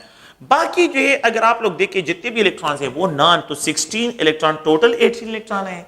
18 इलेक्ट्रॉन में ये 2 इलेक्ट्रॉन पोलर है, while 16 electron non polar electrons है। 16 इलेक्ट्रॉन्स क्या है, ये नॉन पोलर इलेक्ट्रॉन्स है। अगर आप इस मॉलिक्यूल में देखें तो इसमें पोलरिटी बिल्कुल नहीं है, तो यहाँ पे 18 के 18 इलेक्ट्रॉन जो है ये क्या है, ये नॉन पोलर इलेक्ट्रॉन्स है। 18 के इलेक्ट्रॉन जो है ये जितने भी इलेक्ट्रॉन्स है ये सब के सब नॉन पोलर इलेक्ट्रॉन जो है यहाँ पे डिस्क्राइब होते हैं। तो 18 के 18 इलेक्ट्रॉन नॉन पोलर इलेक्ट्रॉन जो है यहाँ पे डिस्क्राइब होंगे। तो ये सब के सब जो है नॉन पोलर इलेक्ट्रॉन्स हैं, और यहाँ पे 2 इलेक्ट्रॉन पोलर इलेक्ट्रॉन्स है। देखें ये दोनों आइसो इलेक्ट्रॉन है, लेकिन इन 2 इलेक्ट्रॉन की पोलरिटी की वजह से इसका बॉइलिंग पॉइंट इंक्रीज हो रहा है। तो the fluoromethane have high boiling point than the ethane, fluoromethane have high boiling point than the ethane. तो यहाँ पे इन 2 इलेक्ट्रॉन की पोलरिटी की वजह से, तो ये 2 इलेक्ट्रॉन जो पोलर हैं ये कौन से फोर्सेस में इन्वॉल्व हो जाते हैं, डायपोल डायपोल फोर्सेस में। और ये जो rest of 16 electron non polar electron है तो they are involve in London dispersion forces, ये लंडन डिस्पर्शन फोर्सेस में इन्वॉल्व हो जाते हैं। तो फ्लोरोमीथेन मॉलिक्यूल जब इससे करीब आते हैं उसके पोलर इलेक्ट्रॉन जो है ये क्या होते हैं, डायपोल डायपोल फोर्स में इन्वॉल्व हो जाते हैं। लेकिन जो बाकी 16 नॉन पोलर इलेक्ट्रॉन्स हैं तो they are involve in London dispersion forces. यहां पे सिर्फ जो है अगर आप देखें डायपोल डायपोल फोर्सेस नहीं है, so they are only involve in London dispersion forces. तो इन 2 इलेक्ट्रॉन की पोलरिटी की वजह से इस कंपाउंड का बॉइलिंग पॉइंट जो है वो आप लोगों के पास क्या हो रहा है, वो इंक्रीज आ रहा है। इस कंपाउंड का जो बॉइलिंग पॉइंट है ये जो है क्या आ रहा है, ये इंक्रीज आ रहा है, और इसका बॉइलिंग पॉइंट जो है ये कम है। तो प्लीज आप लोग देखिए अ सिंगल, तो स्मॉल मॉलिक्यूल जो होते हैं उसमें आपने पोलरिटी को जो है यहाँ पे देखना होता है कि जिसकी पोलरिटी ज्यादा उसका डायपोल मोमेंट क्या होगा, वो आप लोगों के पास भी ज्यादा होगा। और फिर आप लोग याद रखें कि यहाँ पे आप लोगों के पास पोलरिटी ज्यादा तो यहाँ पे बॉइलिंग पॉइंट भी ज्यादा होगा।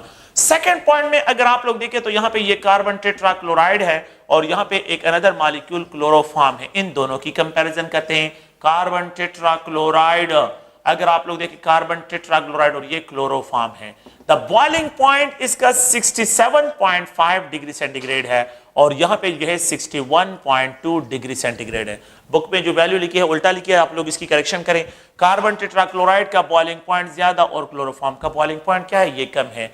अगर आप लोग देखिए कार्बन टेट्राक्लोराइड जो है ये नॉन पोलर है, carbon tetrachloride is a non polar molecule, while chloroform जो है अगर आप देखें तो ये एक पोलर मॉलिक्यूल है।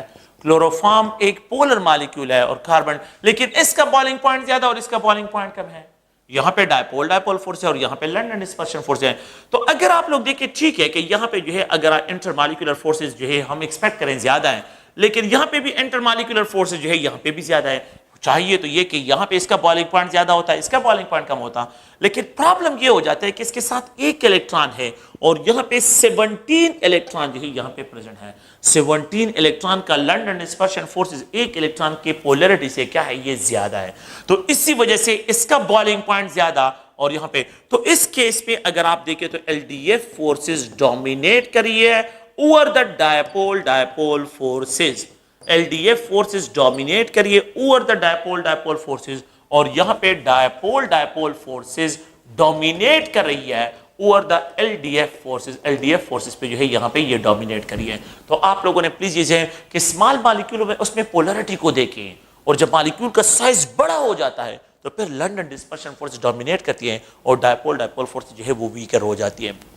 तो ये एक जनरल स्केच है कि कार्बन टेट्राक्लोराइड का बॉइलिंग पॉइंट ज्यादा है दिन द क्लोरोफॉर्म, क्योंकि क्लोरोफॉर्म पोलर है लेकिन फिर भी इससे ज्यादा है, और यहाँ पे जो है फ्लोरोमीथेन का ज्यादा है दिन द ईथेन, ईथेन से इसका बॉइलिंग पॉइंट ज्यादा है।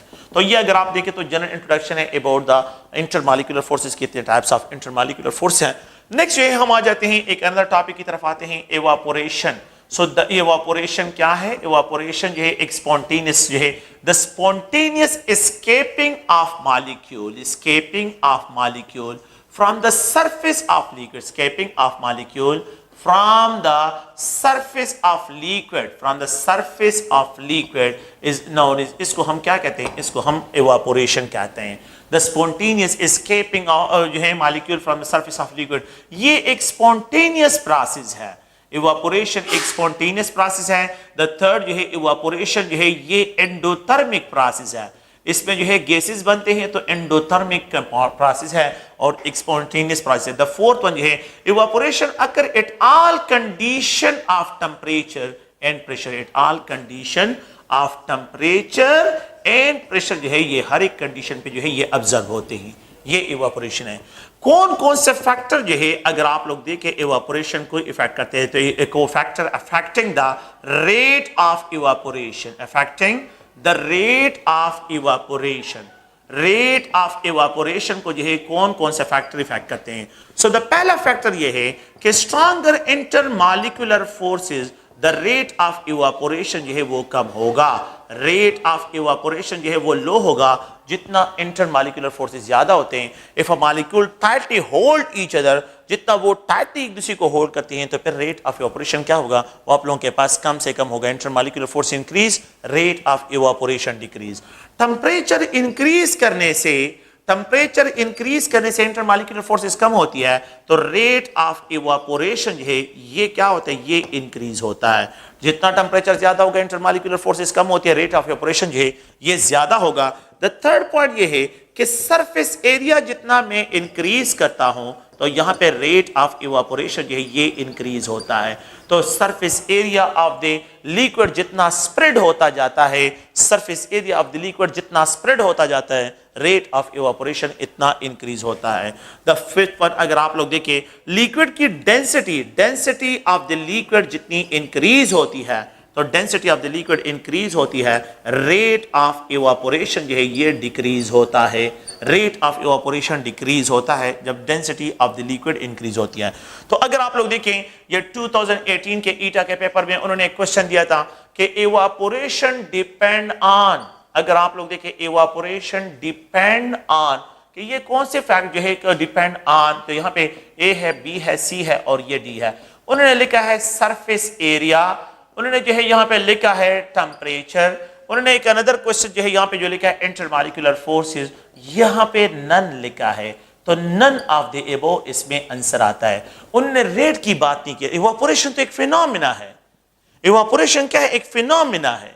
उन्होंने रेट की बात की है कि रेट जो है वो क्या करता है, इन फैक्टर को इफेक्ट करता है, फिनोमिना इफेक्ट नहीं करता है। फिनोमिना इज इंडिपेंडेंट, ये फिनोमिना है। तो इवापोरेशन डिपेंड्स ऑन, तो यहाँ पे जो है इन सब में जो है इनमें से तो नन ऑफ द एबो जो है, क्योंकि इवापोरेशन जो है वो रेट की बात नहीं करें, वो यहाँ पे जो है क्या बात करें, वो यहाँ पे जो है सिर्फ इवापोरेशन की बात करें।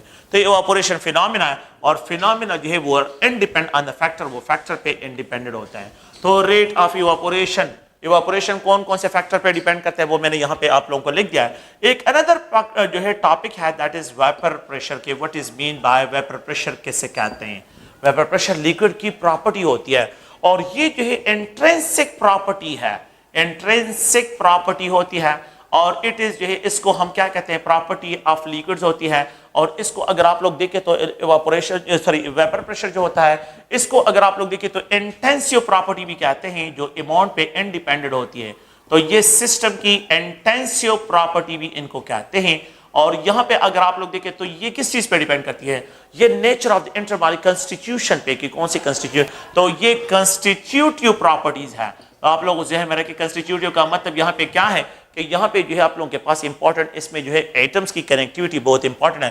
तो इट इज कंस्टिट्यूटिव प्रॉपर्टी जो है इसके लिए एक्सप्रेशन करते हैं तो कंस्टिट्यूटिव प्रॉपर्टी से इसको डिस्क्राइब करते हैं। तो अगर आप लोग कंस्टिट्यूएंट का मतलब ये है कंपोजिशन कि यहाँ पे कौन से कंपोजिशन ऑफ द पार्टिकल पे जो है ये डिपेंड करती है। ओके, नो वेपर प्रेशर क्या है, अगर आप लोग देखिए ये कंटेनर है और इस कंटेनर में लिक्विड्स को क्या करते हैं यहाँ पे इनक्लोज करते हैं इस कंटेनर में और यहाँ पे जो है प्लीज गौर से देखिए इसको इनक्लोज करते हैं। यहाँ पे एक बैरोमीटर लगा लेते हैं। Barometer is a pressure measuring device है। इट इज अ बैरोमीटर, यहाँ पे क्या है ये बैरोमीटर है, is a pressure measuring device है।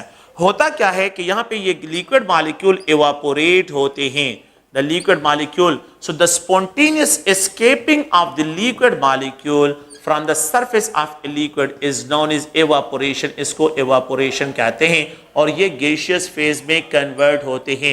so they are converted into gaseous phase, ये gaseous phase में convert होते हैं। तो यहाँ पे क्या होता है, यहाँ पे ये liquid molecule जो है surface से escape होते हैं, यहाँ पे collide होते हैं तो ये condense break होते हैं। so the conversion of the gas molecule into the liquid phase is known as condensation, इसको हम क्या कहते हैं condensation कहते हैं। यहाँ पे जो है जिस रेट के साथ जो है ये रेट, जिस रेट के साथ ये लिक्विड मॉलिक्यूल यहाँ से निकलते हैं इसको रेट ऑफ इवापोरेशन कहते हैं, रेट ऑफ इवापोरेशन। और जिस रेट से जो है ये कंडेंस बेक होते हैं उसको रेट ऑफ कंडेंसेशन से डिस्क्राइब करते हैं, वो रेट ऑफ कंडेंसेशन है। अ टाइम विल रीच कि यहाँ पे जो है there is no further fall, यहाँ पे फॉल नहीं होगा और जिस रेट के साथ ये मॉलिक्यूल जो है एस्केप हो रहे हैं उसी रेट के साथ द मॉलिक्यूल जो है रिटर्न बेक हो रहे हैं 1 2 3 4 5 1 2 3 4 और यहाँ पे ये 5। तो जितने मॉलिक्यूल ऊपर जा रहे हैं the same number of molecule, तो rate of evaporation becomes equal to the rate of condensation. तो जिस पॉइंट पे rate of evaporation becomes equal to the rate of condensation, rate of condensation, the net change in volume जो है ये stop हो जाता है। The net change in volume यहां पे ये स्टॉप हो जाता है। तो अब जो आप लोग गौर से देखें तो यहां पे जो है क्या हो जाता है डायनामिक इक्विलिब्रियम, डायनामिक इक्विलिब्रियम जो है यहां पे क्या हो जाएगा, डायनामिक इक्विलिब्रियम यहां पे एस्टेब्लिश हो जाएगा। तो इस डायनामिक इक्विलिब्रियम पे ये जो वेपर्स मॉलिक्यूल होंगे, ये जो वेपर्स मॉलिक्यूल है ये जितना pressure on the surface of the liquid exert करते हैं उस प्रेशर को हम वेपर प्रेशर कहते हैं। तो ये बैरोमीटर जो प्रेशर डायनामिक इक्विलिब्रियम पे रिकॉर्ड करता है या नीडल जहां पे जो है स्टेन करेगा वो उस लिक्विड का वेपर प्रेशर डिस्क्राइब होगा। So the pressure exerted by, यहां पे इस तरह डिफाइन करते हैं कि the pressure exerted by the vapours molecule, by the vapours molecule on the surface, on the surface of liquid, on the surface of liquid at their dynamic equilibrium, at their dynamic equilibrium is known as, इसको हम क्या कहते हैं, इसको हम जो है vapour pressure से डिस्क्राइब करते हैं। the pressure exerted by the vapors molecule at the on the surface of the liquid at their dynamic equilibrium, it is called vapor pressure। ये क्या कहलाता है, वेपर प्रेशर कहलाता है। इंटरमॉलिक्यूलर फोर्सेस जितनी ज्यादा होती है वेपर प्रेशर इतना कम होता है। याद रखें कि जो कौन कौन से फैक्टर्स हैं, सो अगर आप लोग देखिए यहाँ पे हम डिस्कशन करते हैं फैक्टर्स की बात करते हैं। इंटरमॉलिक्यूलर फैक्टर अफेक्टिंग द जो है way of vapour pressure, affecting vapour जो है अफेक्टिंग द वेपर प्रेशर कि कौन कौन से फैक्टर जो है वो वेपर प्रेशर को इफेक्ट करते हैं। तो पहला क्या है, intermolecular forces. Stronger intermolecular forces lower will be the vapour pressure of the liquid, liquid का वेपर प्रेशर क्या होगा, वो लो होगा। तो आप लोग याद रखें कि जितने इंटरमॉलिक्यूलर फोर्स इंक्रीज होते हैं वेपर प्रेशर डिक्रीज होता है। इंटरमॉलिक्यूलर फोर्सेस कम हो तो वेपर प्रेशर जो है, अगर मैं यहाँ पे हनी लेता हूं, अगर आप लोग गौर से देखें तो यहाँ पे जो है मैं ग्लिसरीन लेता हूं, और अगर हम यहाँ पे जो है वाटर लेते हैं तो सबसे स्ट्रॉन्गर फोर्सेस यहाँ पे, फिर उसके बाद यहाँ पे इंटरमॉलिक्यूलर फोर्सेस सबसे ज्यादा यहाँ पे, तो यहाँ पे वेपर प्रेशर सबसे कम होगा, यहाँ पे वेपर प्रेशर ज्यादा होगा, और यहाँ पे वेपर प्रेशर क्या होगा, ये आप लोगों के पास ज्यादा होगा। तो ये याद रखें कि जितने इंटरमॉलिक्यूलर फोर्सेस ज्यादा होते हैं तो वेपर प्रेशर आप लोगों के पास क्या होगा, ये आप लोगों के पास डिक्रीज की तरफ चला जाएगा। तो intermolecular forces increase, vapour pressure decrease होता है। जितना टेंपरेचर इंक्रीज होता है वेपर प्रेशर, इंटरमॉलिक्यूलर फोर्सेस कम होते हैं, vapour pressure of the liquid increase होता है। So there is a direct relationship between temperature and vapour pressure. The third point अगर आप लोग देखें तो जितनी लिक्विड की डेंसिटी ज्यादा होती है इतना ही उसका वेपर प्रेशर लो होता है। तो density of the liquid increase होती है, वेपर प्रेशर जो है ये आप लोगों के पास क्या होता है, डिक्रीज होता है। And they are independent on the surface area, ये सरफेस एरिया पे इंडिपेंडेंट होते हैं। कांस्टेंट टेंपरेचर पे अगर आपके पास जो है एक टब ऑफ वाटर हो तो उसका वेपर प्रेशर, और कांस्टेंट टेंपरेचर पे एक कप ऑफ वाटर, उनका वेपर प्रेशर क्या होगा, वो कांस्टेंट होगा, it will remain same. How we had to measure, किस तरह जो है मेजरमेंट करते हैं, मेजरमेंट ऑफ वेपर प्रेशर, कौन से टेक्निक के जरिए जो है हम वेपर प्रेशर की मेजरमेंट करते हैं। तो how we have to determine the vapour pressure, vapour pressure की मेजरमेंट किस तरह करते हैं। तो एक अगर आप लोग देखें तो बैरोमेट्रिक मेथड है, एक मेथड क्या है, बैरोमेट्रिक मेथड। बैरोमेट्रिक मेथड के जरिए डिटरमिनेशन करते हैं। बैरोमेट्रिक मेथड में हम यहाँ पे एक ट्रे लेते हैं और इसमें मरकरी है, और इस पे एक लॉन्ग ट्यूब को फिल कर लेते हैं बैरोमीटर को, और यहाँ पे इन्वर्ट कर लेते हैं, और यहाँ पे जो है मरकरी से, ये ग्रेजुएटेड सिलेंडर है, ये क्या है, ग्रेजुएटेड सिलेंडर। और यहाँ पे क्या करते हैं, मरकरी, तो मरकरी का कॉलम यहाँ पे फॉल होता है और ये स्टॉप हो जाता है 760 mm ऑफ मरकरी पे जो है ये स्टॉप हो जाता है। तो अगर आप लोग देखें तो ये 760 mm ऑफ मरकरी पे जो है फॉल, जिस लिक्विड का मैंने वेपर प्रेशर फाइंड आउट करना है उसको बेंड ट्यूब के जरिए उस लिक्विड को यहाँ पे इंट्रोड्यूस करते हैं, और ये लिक्विड जो है क्योंकि मरकरी मोर डेंसर है तो यहाँ पे जो है ये लिक्विड यहाँ पे आ जाता है, और फिर हम क्या करते हैं, इस बेंड ट्यूब को यहाँ से रिमूव कर लेते हैं। जब बेंड ट्यूब को रिमूव कर लेते हैं होता क्या है कि यहाँ पे ये मॉलिक्यूल जो है इवापोरेट होते हैं, यहाँ पे कंडेंस बेक होते हैं, इवापोरेट कंडेंसेशन, इवापोरेशन कंडेंसेशन, और डायनामिक इक्विलिब्रियम अटेन हो जाएगा। तो ये मॉलिक्यूल जो है, जो वेपर्स मॉलिक्यूल है, ये इस कॉलम ऑफ द मरकरी पे प्रेशर एग्जर्ट करेंगे। जब इस पे प्रेशर एग्जर्ट करें तो इससे मरकरी निकलना शुरू हो जाएगा। जब इस पे प्रेशर एग्जर्ट होगा मरकरी से निकलेगा। अब लेट सपोज ये कॉलम जो है पहले यहाँ पे था 760 पे, और अब यहाँ पे ये स्टॉप हुआ है 740 mm ऑफ मरकरी पे ये स्टॉप हो गया। So the vapor pressure of the liquid will be equal to initial 760 mm of mercury है minus 740 mm of mercury से माइनस करें तो इन दोनों का डिफरेंस निकालें, you will get 20 mm of mercury जो है इस लिक्विड का वेपर प्रेशर होगा। So the vapor pressure of the liquid will be 20 mm of mercury। अगर ये कॉलम फॉल हो जाए और यहाँ पे लेट सपोज जो है ये स्टॉप हो जाए, मैं जनरल एक्सप्रेशन करता हूँ कि यहाँ पे ये 200 mm ऑफ मरकरी पे जो है ये स्टॉप हो जाए, तो मैंने क्या करना है, मैंने अब 760 mm ऑफ मरकरी से मैंने यहाँ पे 200 mm ऑफ मरकरी जो है ये माइनस करना है। तो जो डिफरेंस यहाँ पे आ जाएगा वो इस लिक्विड का वेपर प्रेशर होगा। अगर मैं यहाँ पे जो है इसको और फॉल कर लेता हूँ, ये जो है इससे निकल जाता है और यहाँ पे let suppose 10 mm of mercury पे जो है ये स्टॉप हो जाए, तो मैंने क्या करना है 760 mm ऑफ मरकरी से अगर आप लोग देखें ये 10 mm ऑफ मरकरी जो है इससे माइनस करना है। अगर आप लोग देखिए अगर 10 mm ऑफ मरकरी पे ये स्टॉप हो जाए तो अब इन दोनों का डिफरेंस निकाल लेते हैं। तो अगर आप इनका दोनों का तो ये 750 mm ऑफ मरकरी इस लिक्विड का वेपर प्रेशर होगा। तो इनिशियल क्या है और फाइनल क्या है, इन दोनों का डिफरेंस निकाले, यही आप लोगों के पास लिक्विड का वेपर प्रेशर होगा।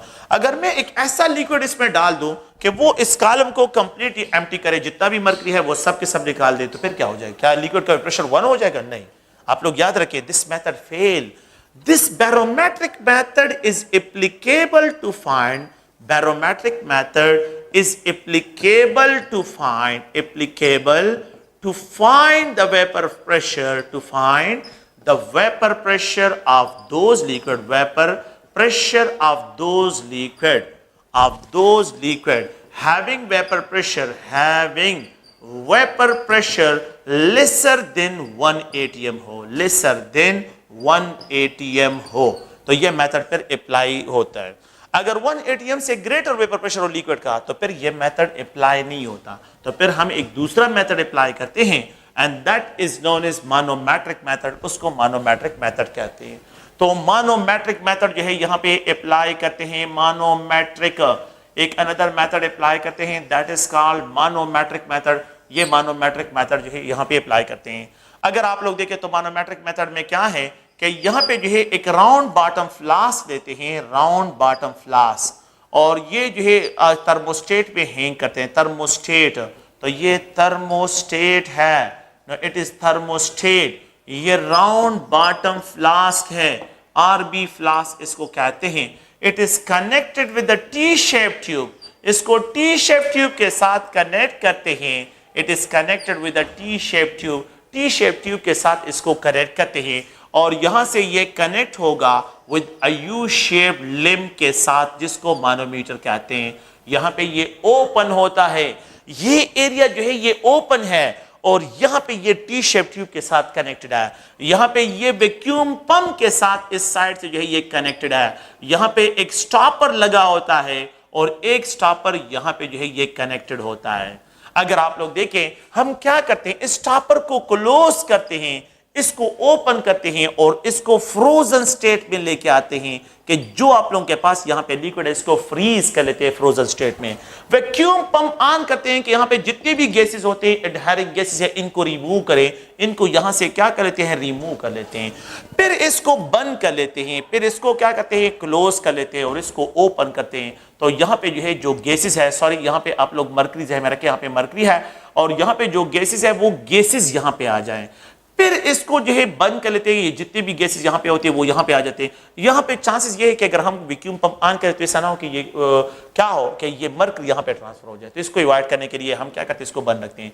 फिर इसको जो है यहां से जो गैसेस होते हैं डी गैसिंग, इसको वैक्यूम पंप के जरिए फिर रिमूव कर लेते हैं, बिल्कुल फ्री फ्रॉम द गैसेस हो जाए। अब ये लिक्विड यहां पे क्या होता है, इवापोरेट होता है। तो बिल्कुल जो है हम क्या करते हैं, लिक्विड को टेंपरेचर फिक्स कर लेते हैं, यहां पे इवापोरेट, इसको बंद करते हैं और इसको ओपन कर लेते हैं, इसको बंद कर लेते हैं। ये लिक्विड मॉलिक्यूल जो है इवापोरेटेड मॉलिक्यूल यहां पे मूव करते हैं। जब सैचुरेटेड सिस्टम डेवलप हो जाए, डायनामिक इक्विलिब्रियम एस्टेब्लिश हो जाए, तो यहां पे जो वेपर्स मॉलिक्यूल्स हैं वो इस मरकरी पे जो है क्या करेंगे, प्रेशर एक्सर्ट करेंगे। यहां पे एक स्केल लगा होता है, मिलीमीटर में स्केल है, एक स्केल यहां पे लगा होता है, ये जो है ओपन है, यहां पे एक्सटर्नल एटमॉस्फेरिक प्रेशर है। तो यहां पे ये 1 atmospheric pressure that is equal to 760 mm of mercury जो है ये आप लोगों के पास प्रेशर होता है। जब प्रेशर एक्सर्ट होगा तो यहां पे ये कॉलम फॉल हो जाएगा और ये कॉलम इंक्रीज हो जाएगा। तो मैंने क्या करना है कि vapour pressure of the liquid को फाइंड आउट करना है। तो यहां पे जो है 760 तो मेरे पास रेफरेंस स्टैंडर्ड है। मैंने क्या करना है, जितना चेंज इस कॉलम में आ जाए ये हाइट इसके साथ क्या करना है, इसके साथ ऐड करना है। अगर 10 मिलीमीटर हाइट आया हो तो 10 मिलीमीटर इसके साथ ऐड करें, अगर 20 आया हो तो 20 इसके साथ ऐड करें, अगर 30 चेंज आ रहा हो तो 30 इसके साथ ऐड करें, अगर 40 चेंज आया हो तो 40 इसके साथ चेंज करें, you will get the liquid का प्रेशर। तो अब ये 1 atm से ज्यादा आ रहा है। तो इस मेथड के जरिए हम vapour pressure greater than 1 atm we can find it, यहां पे जो है फाइंड आउट कर सकते हैं। अगर लिक्विड का वेपर प्रेशर 1 atm से कम हो तो फिर क्या होगा, ये कॉलम फॉल हो जाएगा और यहां पे ये इंक्रीज हो जाएगा। ये कॉलम जो है क्या हो जाएगा, यहां से जो है ये फॉल हो जाएगा और ये इंक्रीज हो जाएगा। तो अब मैंने क्या करना है कि vapour pressure of the liquid जो है 760 mm ऑफ मर्करी, जितना ये फॉल होगा ये वैल्यू मैंने यहां पे क्या करनी है, इससे माइनस करनी है। Now this technique is applicable to find the vapor pressure of those liquid having vapor pressure greater than vapor pressure जो है यहां पे greater than the 1 atm, greater than 1 atm and lesser greater than 1 atm, 1 atm से ज्यादा हो और यहां पे r lesser हो, दोनों पे ये अप्लाई होता है, lesser than 1 atm हो। Now this technique is applicable to find the vapor pressure of those liquid having vapor pressure lesser than 1 atm and greater than, ये दोनों पे अप्लाई होता है। इसके लिमिटेशन है, only lesser than 1 atm से हो सकता है, लेकिन ये no this technique is more accurate क्योंकि थर्मोस्टेट भी यहाँ पे फिक्स है, तो more reliable method है और यहाँ पे more accurate जो है यहाँ पे ये रिजल्ट देता है, more reliable भी है और more accurate रिजल्ट भी आप लोगों को देता है। ठीक है, तो ये अगर आप देखें तो वेपर प्रेशर की स्टोरी है, और आप लोग प्लीज़ इसको जहन में रखें। ये एक जनरल जो है वेपर प्रेशर के बारे में जो पॉइंट्स हैं इनको हमने यहाँ पे डिस्कस। ओके, थैंक यू, शुक्रिया।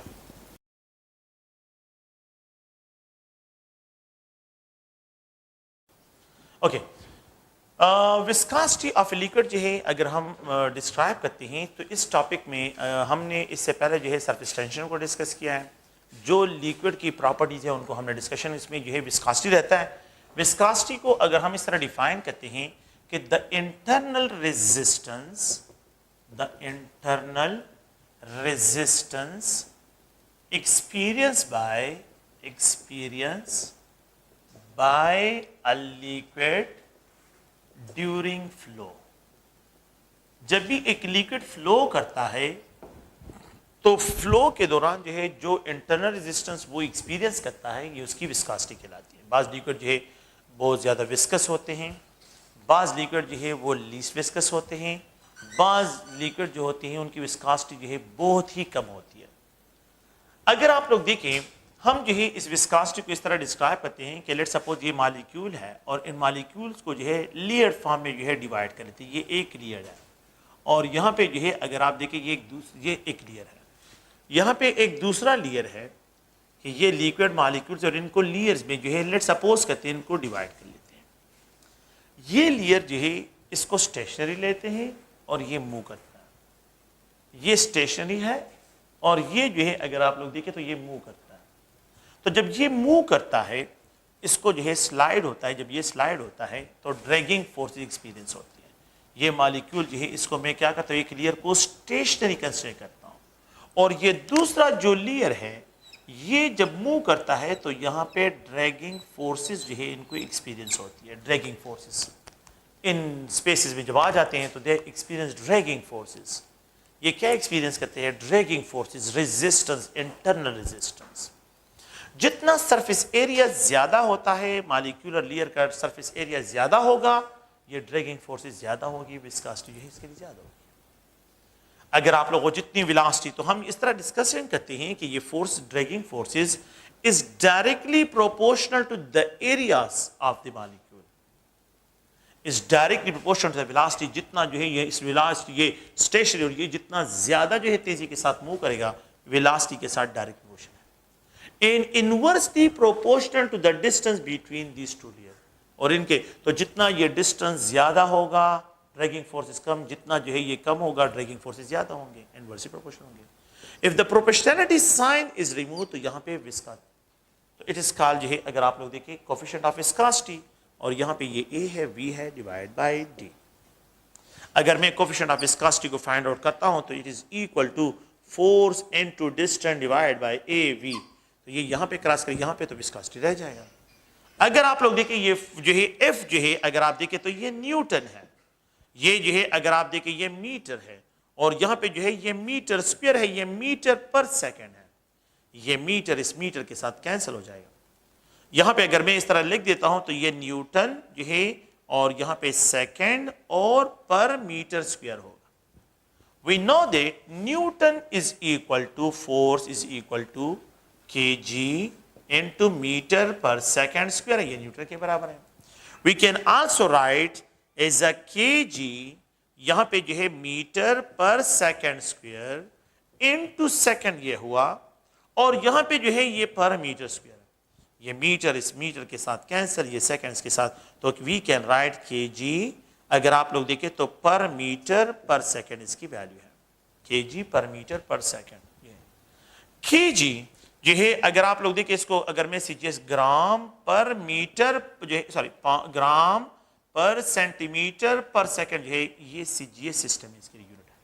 And we can also write as a poise, इसके लिए पाइस का वर्ड भी इस्तेमाल करते हैं। पाइसीडी ने जो कंसेप्ट को इंट्रोड्यूस किया था, तो इसी वजह से जो इसके यूनिट जो है ग्राम पर सेंटीमीटर पर सेकंड जो है, इसको पाइस भी कहते हैं। तो मिली पाइस भी होता है, सेंटी पाइस भी होता है। तो पाइस जो है अगर आप लोग देखें ये भी जो है विस्कोसिटी का यूनिट है, ग्राम पर सेंटीमीटर पर सेकंड जो है ये भी है, और अगर आप किलोग्राम पर मीटर पर सेकंड जो है ये भी इसके लिए यूनिट है। तो किलोग्राम पर मीटर पर सेकंड, ग्राम पर सेंटीमीटर पर सेकंड, और अगर आप लोग देखें तो यहाँ पे जो है पाइस, ये सारे वर्ड जो है इनके लिए क्या करते हैं, ये यूज करते हैं। विस्कोसिटी जो है जितने लिक्विड्स की जो है जितना टेम्परेचर इंक्रीज होता है, कौन कौन से फैक्टर जो है, तो इंटरमॉलिक्यूलर फोर्सेज जो है जब इंक्रीज होते हैं विस्कोसिटी इंक्रीज होती है।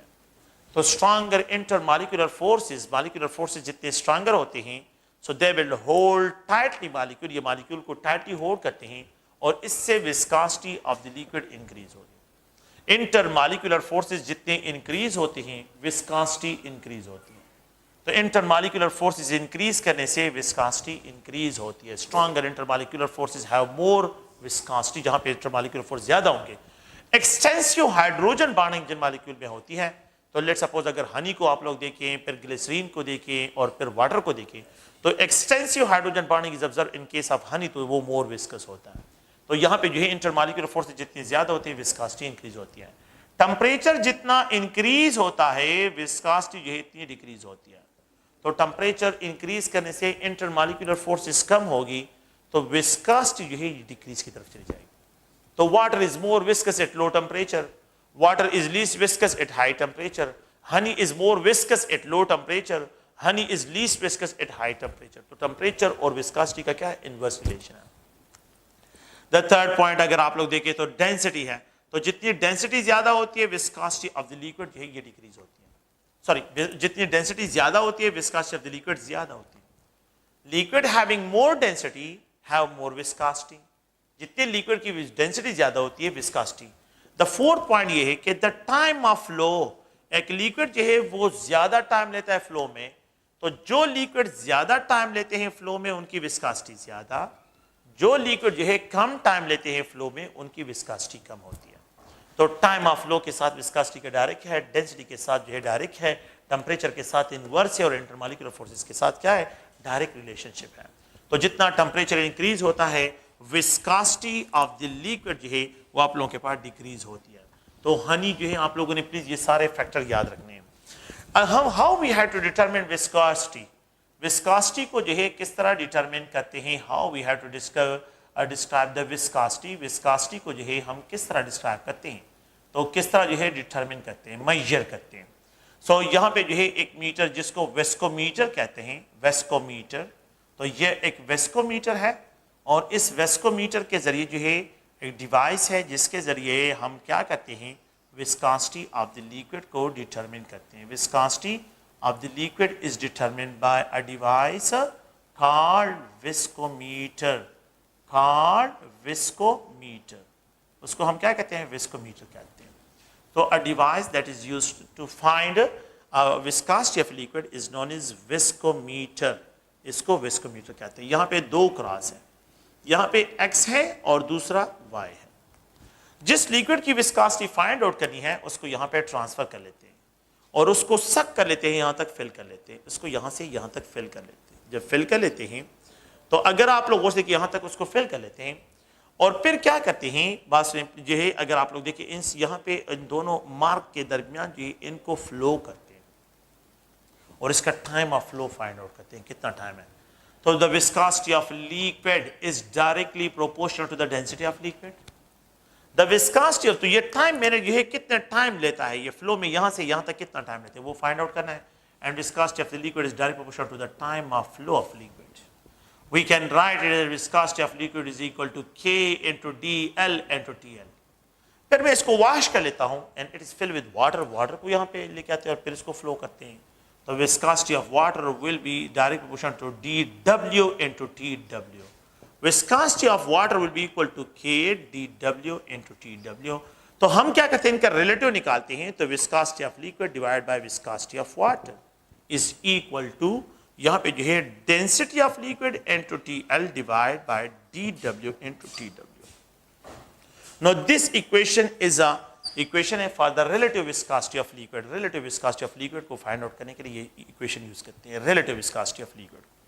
नाउ दिस इक्वेशन को आप लोगों ने याद रखना है और यहाँ पे relative viscosity of the liquid जो है the viscosity of liquid with the viscosity of water जो है DL TL divide by DW divide into TW. तो इस टेक्निक के जरिए हम विस्कोसिटी को जो है डिटरमिन करते हैं और आप लोग प्लीज इसको जो है ऑस्वाल्ड विस्कोमीटर कहते हैं, ऑस्वाल्ड विस्कोमीटर, ऑस्वाल्ड विस्कोमीटर जो है इसको कहते हैं।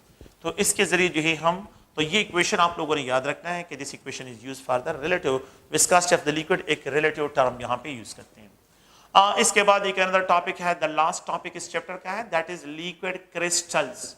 लिक्विड क्रिस्टल्स क्या होते हैं? लिक्विड क्रिस्टल जो है एक another state of the matter है, और यहाँ पे जो है हम जो है अनदर डिफिनीशन की तरफ आते हैं सॉलिड्स के लिए, कि सॉलिड्स आर दो सब्सटेंसेस, सॉलिड्स आर दो सब्सटेंसेस, वो सॉलिड्स वो सब्सटेंसेस होते हैं हैविंग जो है, अगर आप लोग देखें तो मैं यहाँ पे इस तरह डिफाइन करता हूँ कि हैविंग पोजिशनल आर्डर, जिनका पोजिशनल आर्डर होता है, हैविंग पोजिशनल आर्डर, जिनका पोजिशनल आर्डर होता है। ठीक है, सॉलिड सब्सटेंसेस में पार्टिकल में जो है एक फिक्स पोजिशनल आर्डर होता है, फिक्स पोजिशनल आर्डर है, having a positional order. In having जो है ओरिएंटेशनल आर्डर, और जिनका क्या होता है ओरिएंटेशनल आर्डर भी होता है। तो जो एक्सिस एंगल के एक दूसरे के साथ बनाते हैं ये उनको ओरिएंटेशनल आर्डर कहलाता है। इस स्टेट ऑफ द मैटर को क्रिस्टलाइन सॉलिड्स कहते हैं, क्रिस्टलाइन सॉलिड्स इनको कहते हैं, क्रिस्टलाइन सॉलिड्स। क्रिस्टलाइन सॉलिड वो स्टेट ऑफ द मैटर है having fix positional order and having जो है fix orientational order. If a state of matter having no positional order, जिनका पोजिशनल आर्डर ना हो, पार्टिकल रैंडमली अरेंज हो, randomly क्या हो, रैंडमली अरेंज हो, स्टेट ऑफ द मैटर जिसमें पार्टिकल रैंडमली अरेंज होते हैं, तो have state of matter having no positional order, जिसमें पोजिशनल आर्डर नहीं होता है, and having no orientational order हो, और ना उसमें ओरिएंटेशनल आर्डर होता है, that state of the matter is known as liquid state, उसको लिक्विड स्टेट कहते हैं। That state of the matter is known as liquid state. तो एक यहाँ पे सॉलिड स्टेट है, एक यहाँ पे जो है ये लिक्विड, एक अनदर ट्रांजिशन स्टेट सॉलिड और लिक्विड के दरमियान आ जाता है, and that is called liquid crystals. तो यहाँ पे जो है बास state of the matter liquid को जब आप सॉलिड को आप हीट करते हैं तो वो अपने पोजिशनल आर्डर को तो लॉस कर लेते हैं, पोजिशनल आर्डर को क्या कहते हैं, लॉस कर लेते हैं, लेकिन अपने ओरिएंटेशनल आर्डर को रिटेन रखते हैं।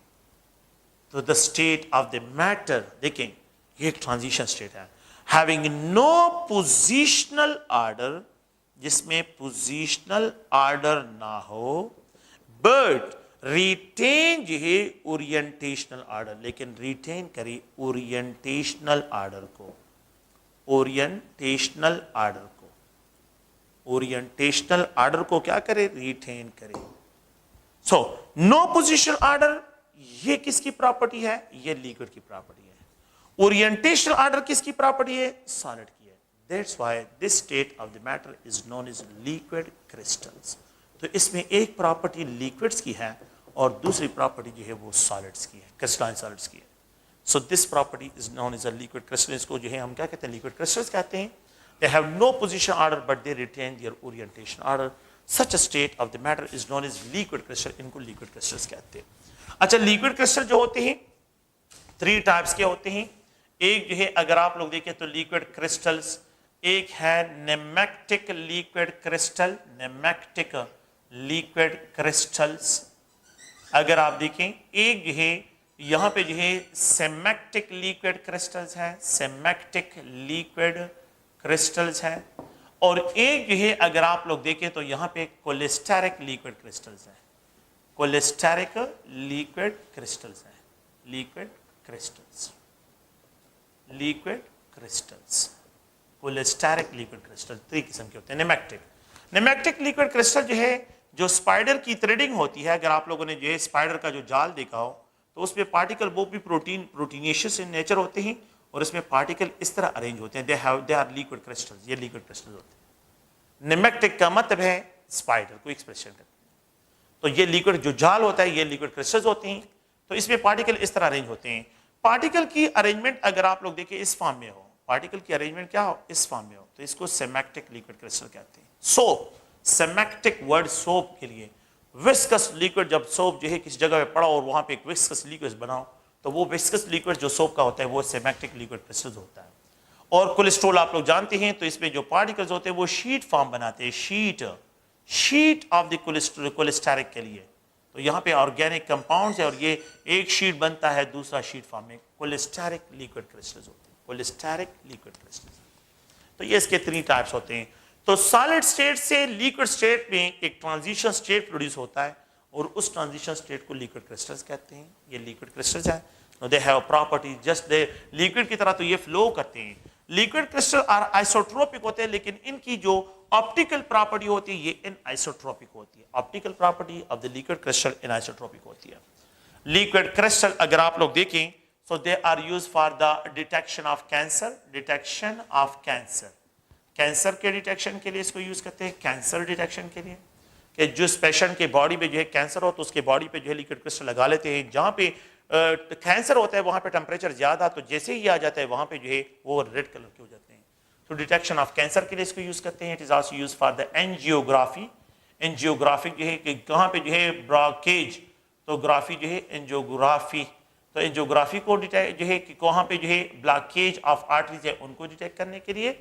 द थर्ड वन जो है बॉडी टेम्परेचर को डिटेक्ट करने के लिए, बॉडी टेम्परेचर को डिटेक्ट, तो आजकल जो थर्मोग्राफ होते हैं तो इसमें लिक्विड क्रिस्टल ही होते हैं, तो जो गन होता है थर्मल गन होता है तो इसमें लिक्विड क्रिस्टल ही होते हैं। अगर आप लोग देखिए इसके अलावा एलसीडी लिक्विड क्रिस्टल डिस्प्ले, आप लोगों के मोबाइल के जो स्क्रीन है एलसीडी लिक्विड क्रिस्टल डिस्प्ले से हैं, जो डिजिटल स्क्रीन है आजकल तो एलईडी टेक्नोलॉजी आई है लेकिन इससे पहले एलसीडी टेक्नोलॉजी है। इसके अलावा जो है जितने इलेक्ट्रॉनिक वॉचेस होते हैं, इलेक्ट्रॉनिक डिवाइसेस होते हैं, इलेक्ट्रॉनिक डिवाइसेस होते हैं तो उसमें भी जो है ये यूज़ होते हैं। अगर आप लोग देखें तो मोस्ट जो है इनकी जो है ये डिफरेंट यूजेस हैं।